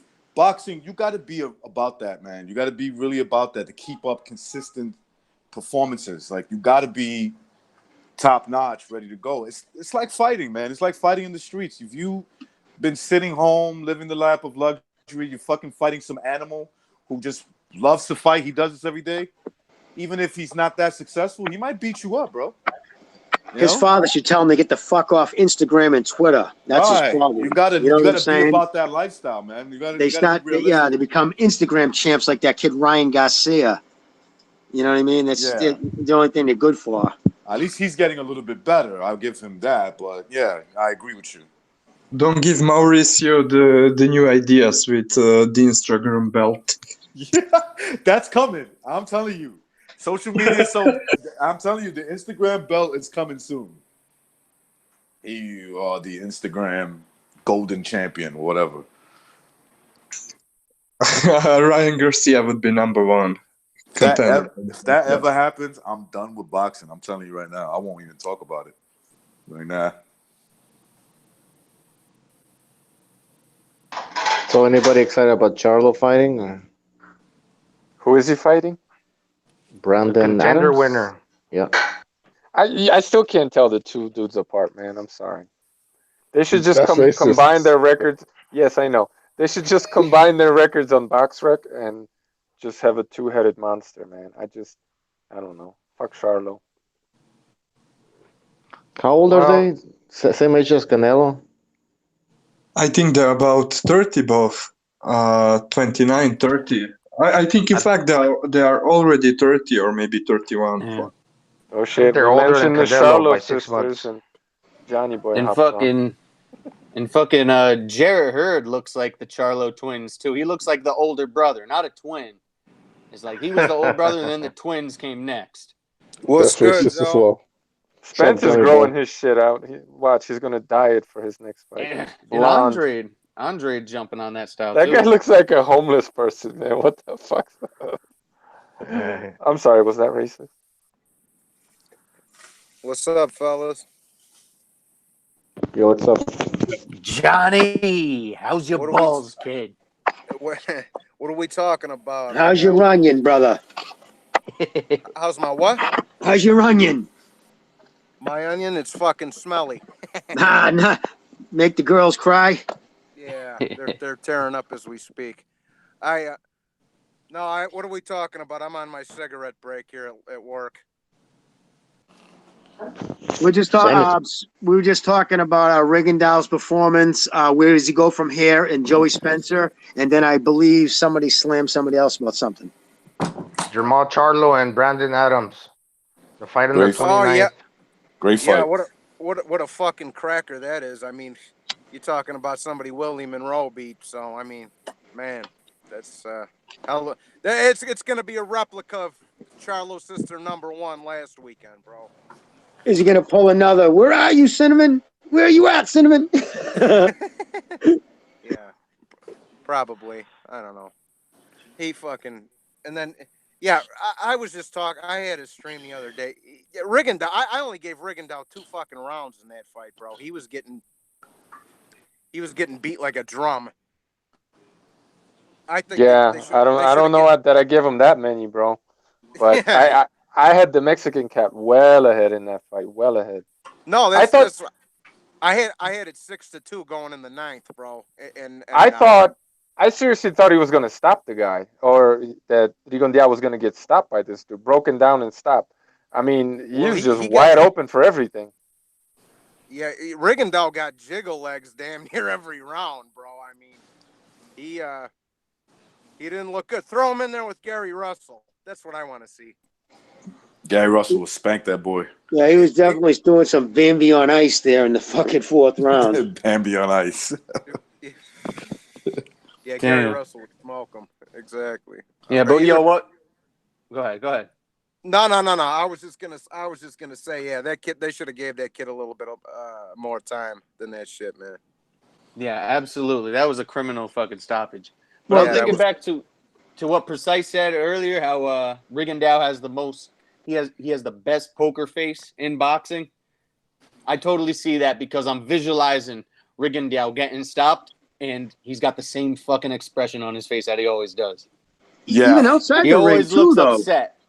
Yeah, he always does. If you look Even at outside the ring. I agree. If you look at the Lomachenko fight, he looked the same way. And then he just went to the corner and said, "Shit, I'm done." That's it. That's all that was. He looked smitten though when he won. When they had his hand raised, he looked happy. Did you notice his all his people, the guys who've been with him from day one, weren't in his corner? I'm not just talking his trainer, which he changed to Shields, but remember the kid who was in charge of his fucking Twitter account? He runs a El Cubano, The one that boxing looks like Twitter a page. pig. El Yeah. Carib. El Carib. Yeah, El Carib. he doesn't. He's pretty much not even tweeting about boxing anymore. I mean, he really took that loss to Lomachenko and the way he quit. I mean, he even apologized on Twitter. You know, he said, "I'm sorry for that," but he wasn't there. I didn't see him in the fucking any pre-fight or post-fight. So like he's like got all his people turned it back on. Not turned it back on, but like got with that disgusted. Jimmy, You talking those about people, that chubby kid? those El Carib guys are. Well, I won't. Okay, they're just put it this way. They were just in it for the cash out, and they may have cashed out on him already, and that's why these guys are pretty well known in Miami. If you understand what I'm saying. Yeah, well, one of them, one of that dudes, I can't remember his name. He's a really stocky dude. He's is it an ICE? I know he's a federal agent. I don't know what branch, but Which one you talking about? One of Rigondeaux's hanger-ons. He had the kid who did his Twitter page. The the Cubuno it's Cuban boxing page. It's a magazine, online magazine for Cuban fighters.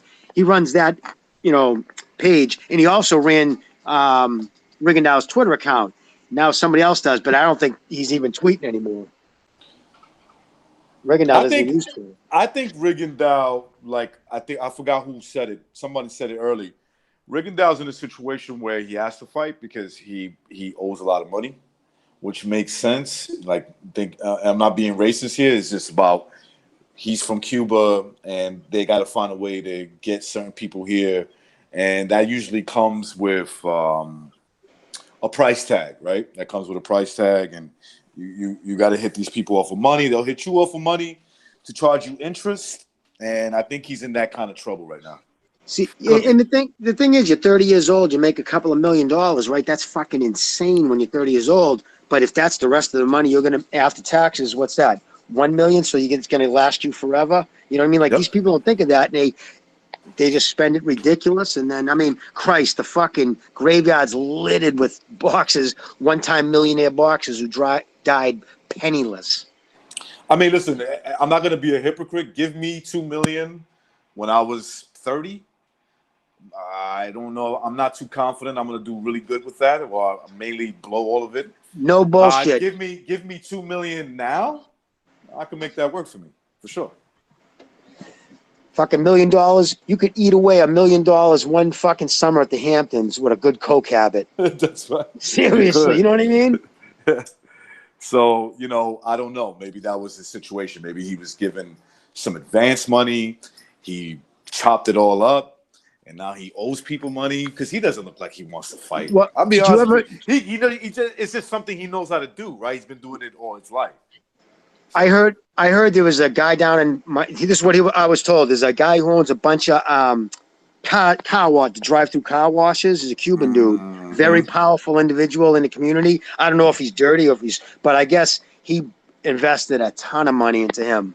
So he might owe the wrong people money, like you said. Miami is always close to legit and dirty money. It's almost hand in hand, right? Like if people know Miami really well, they would know that the two goes. It's on the borderline. Now, is the Zopound down there? Is that a Cuban gang, or is that the Zopound? They're like when I was down there, they were the most vicious of all of them. I was just wondering. They may have changed names, but yeah, I know. I heard of who you're talking about. Yeah, I know they were from one of the islands, and they band together because they were getting picked. They're mainly Cubans. Mainly Cubans. Yeah, there's a little bit of everything there. It's like Latin Kings, right? Like they're Puerto Ricans, but dude, in the 80s, there's like Dominicans, there's Cubans that are down with them. To put the drug fucking epidemic what Miami did to Miami, right? In 1986, more money went through fucking Miami banks than all the other banks in the United States combined. That's how much cocaine money was being funneled through Miami banks. Place was insane. Ever see that movie or the show The Cowboys or the Cocaine Cowboys? That docu-series? That was insane. My God, that was great. Yeah. Crazy, right? When they fucking, what is it called? The Cocaine Cowboys, 2-hour special. It's awesome. I gotta 'Cause I'm watch. old enough to remember that shit, man. They were spraying people down in the middle of the day at shopping malls with machine guns. There were 9, 10 murders on a night. Some nights it was crazy. Oh, in Miami? Hell Yeah, yeah. when the Cubans first came over, they went to war with the Colombians to take over the cocaine business. Miami was one of the back in the 80s and the 90s. It was one of those cities that at nighttime, boy, you better take cover because you know there's gonna be a shootout. Dude, in 1981, Miami was it was Jew town. I'm not even trying to be mean or race, but it was just old Jewish people lived there. It was a pastel retirement community, and then the cocaine made it rich, and then the celebrities kind of came in the 90s. But it's a Jimmy. shithole again. Isn't this true also that when Fidel Castro, he released that Fidel Prisoners. Castro released a lot of people from prison? Yeah, 1980. It was called the Cuban boat lift or something. Yes, no, he emptied out the insane asylums and the prisons, put them on whatever could float, and he sent them here. That's the God's honest truth. That movie, Scarface, that was based off that. That was all true. He was an inmate in Cuba for murder, and he came here. But they dumped them all here. Yo, Jimmy, did you say that Rigondeaux's sponsor owns a car wash or something? Yes, like that? that's what I was told. So we know what Rigo's gonna be doing after boxing, then, huh? Oh wow, yeah, shit, yeah. He got those little hands. He can get in there and detail real good. Yeah, but he can move them real fast, though. Yeah, exactly. Crank them out, baby. Crank them out. Would you like an underwash? Hey, yo, I just want to put out there, every time I get my car washed, I always wait till they come out so they see that I'm putting a couple dollars in that tip bucket. Even that's gonna be boring, Never man. tip in advance. Never tip in Yeah, advance. but I think you're stingy. They don't see it. The Revolution, he has a low activity. Yeah, he might get fired. Yeah. I also Good heard boy, that good like boy. there's some places that you can go there and they only speak Spanish. It's like being in Cuba, right? Oh hell Yeah. yeah! Oh Florida, yeah, no, Miami? Well, put it this Yes. way: just Florida.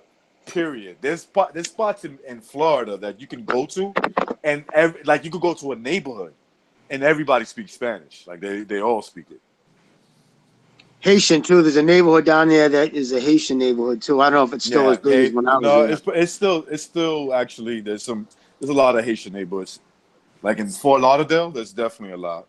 And they speak like a French Creole almost. Yes, Hmm. they do. It almost sounds Portuguese, almost.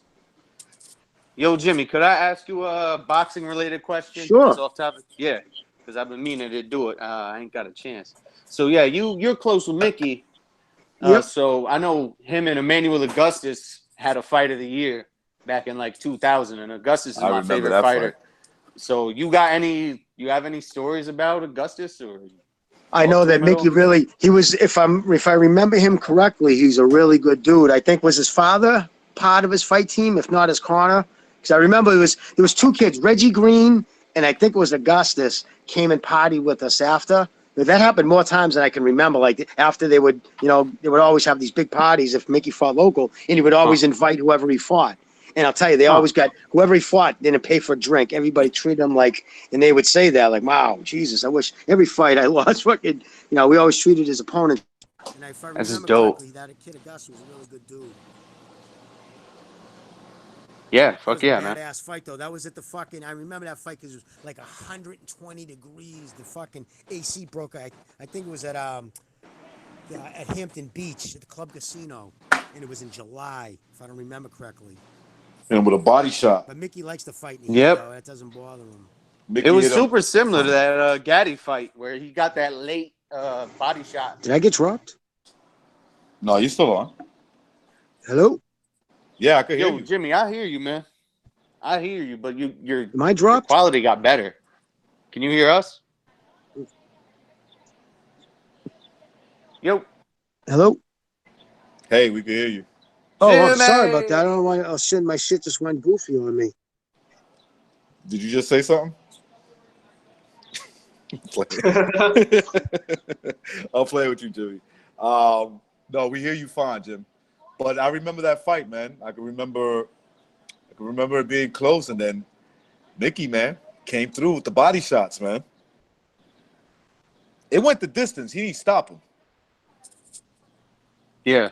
It went the distance, but that body shot was the difference. And you didn't see Augustus clowning around too much in that one. No, He Augustus was playing was a lot serious. more He knew. conventional. He knew exactly. Well, when he fought Floyd Mayweather, remember he gave Floyd problems. He fought him serious too. He fought Floyd serious. He wasn't down with that stoppage. He was like, "Wait a second, what the fuck you stopping the fight?" They're like, "Oh, we just had to stop it." He's like, Hey, I apologize Yeah, if his you were, corner. if I cut out or you were asking me something. My phone, I don't know what happened. I just couldn't hear nothing. All good, man. Yeah. I heard every word you said. I'm pretty All right. sure. So, Okay. Yo, Yeah. but yeah, that's a trip. Augustus took fucking both of those fights serious. But you've also seen him beat. You guys ever see him fight Trujillo, Alex Trujillo, where he pretty much beat him with clowning around? Well, if I remember, I had him winning the fight. I had him beating.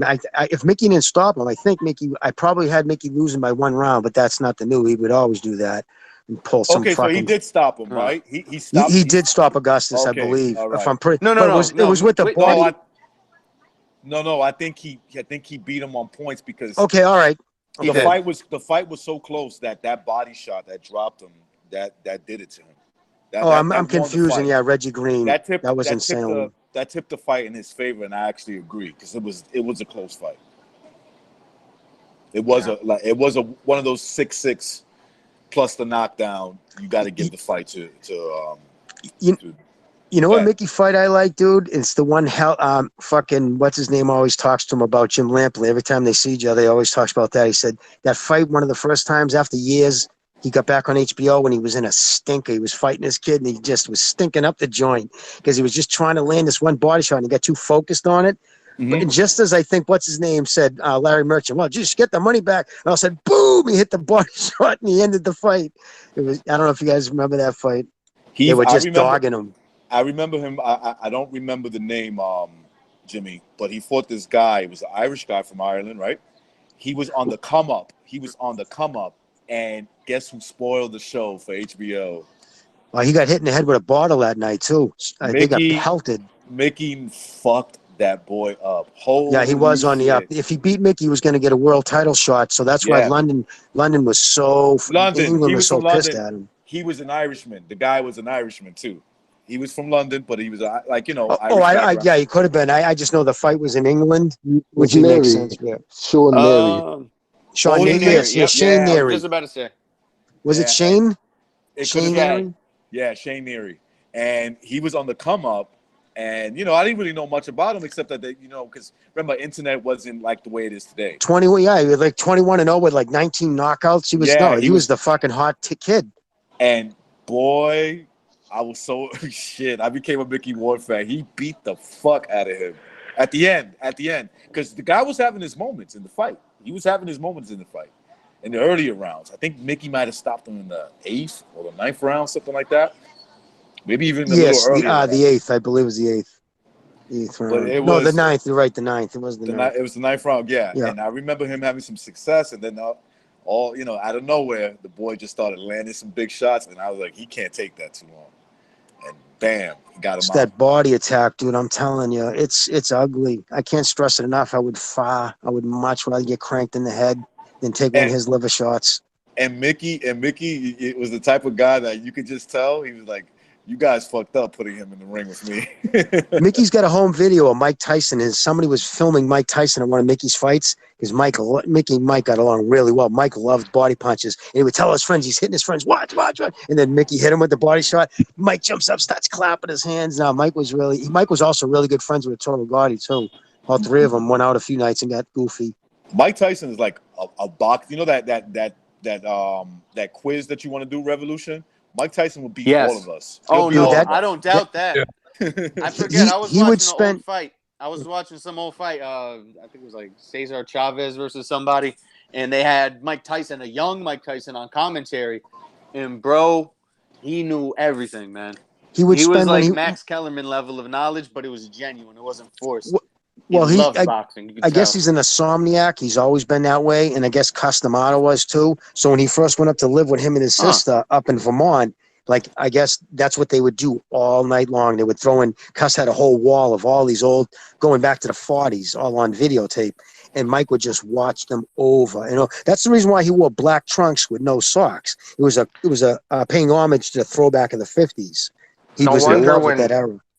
No wonder when he was young and you could keep him entertained with something he loved, and the love they showed for him also on the personal level made him become the youngest world champion ever. And when that went out the window, there's no surprise how his career. When people say, "Oh, Mike Tyson wasn't really one of the greatest," it's just because he had that downfall. But if he would have been kept and the same like when he was young, he would have had a longer career. If Cuss wouldn't have died, his career would have. I think he would have stayed champion probably 10 years, or at least been very relevant for 10 years instead of the 4 years that he was really at his height. But once Cuss died, and then people started once the Muslims, Louis Farrakhan got a hold of him, and they were running his crew. They took him away from his lawyer, Bill Clayton, and Kevin Rooney gave up on him. And then so he just had so many people pulling at him. The yes men, all that. Yeah, Jimmy. Yeah, it was like watching a teenage boy go through puberty. He starts out all nice, he's a good boy, and he's achieving well, and everyone thinks he's going to be the fucking prodigy child, and then just those hormones hit him.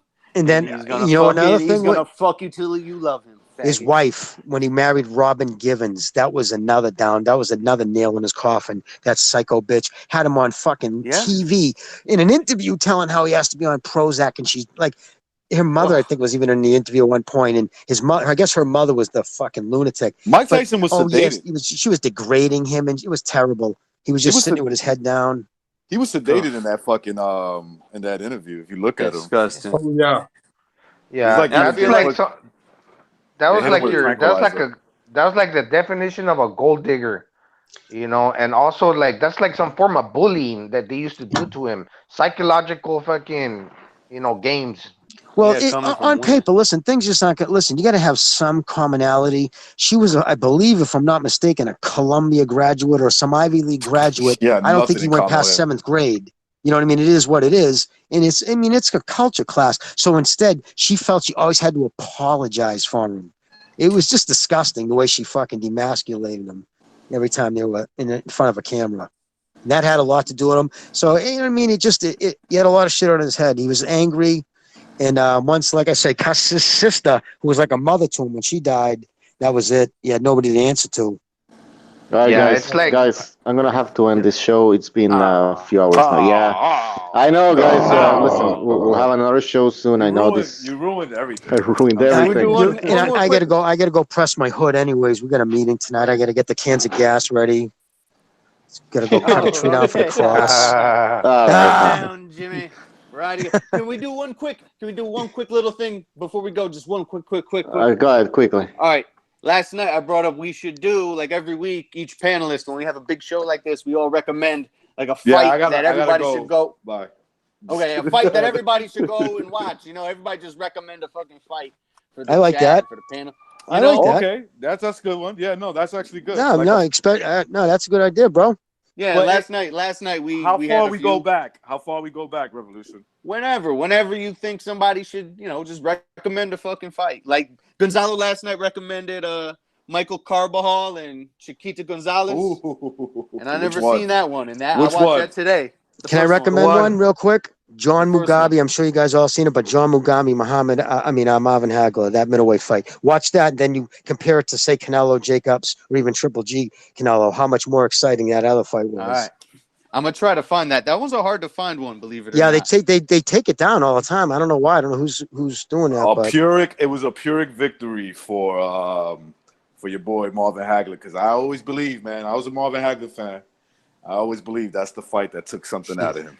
It did. I mean, Mugabe Oh. punched. Like he said it though. He admitted. He goes, "No, he punched." Because Marvin used to spar. He would spar a heavyweight, then a light heavyweight. He would mix it up. He had odd sparring tactics, and he would say that kid hit like a heavyweight. He goes, "That dude, fucking, I felt every punch." He was honest about that, but it was his conditioning. Yeah. Oxygen. All right, yo, All right, gentlemen. Listen, everybody be safe. All right, take care, and good Definitely, luck. Jimmy. Good night, Your man. girlfriend thing, yeah. Good night, guys. Later, Thank you very Jimmy. much. I appreciate that. That's why I always say be safe, man. That literally happened 8 feet outside our front door. Right outside our front door. Man, yeah, crazy, bro. All right, guys, be safe. Be safe, brother. All right, Thanks, guys. Peace, Jimmy. All right, well, Recognize. guys, You want to say one quick? Huh? He biased. Recommend a fight. Recommend a fight. Just off the top. Oh, real recommend. fast. Fuck. Give me a sec. Let me finish. You know what? Right now, off the top, Anytime. Trinidad and Vargas. It's one of my favorite fights of all time. I'm gonna rewatch that one. Yeah, check it out. I got one. Gonzalez versus Estrada. Okay. Ooh, okay. That was a good fight. Great fight. Anybody else? That's pretty much it. I got one. Ricardo Torres against Miguel Cotto. Oh, that was a good fight. Who? Ricardo Torres versus Miguel Cotto. Trinidad Pernell Whitaker. Trinidad Whitaker. Yeah, remember Trinidad went down and shit. He was. Trinidad did go down in that fight. Yeah. They missed that call. All right. Well, and I'm gonna say I said it last night. Anthony Bonsante versus Adonis Stevenson. It's a weird one, but watch it. It's quick. I don't even remember that shit. All right. Anthony Bonsante. We'll check it out. All right. Well, guys, thank you for joining us. Check us out on everybody. Check us out on Discord. We have the link in the description. So check us out on Discord. All right, guys. Take care. We'll see you next time. Peace. Peace out, people.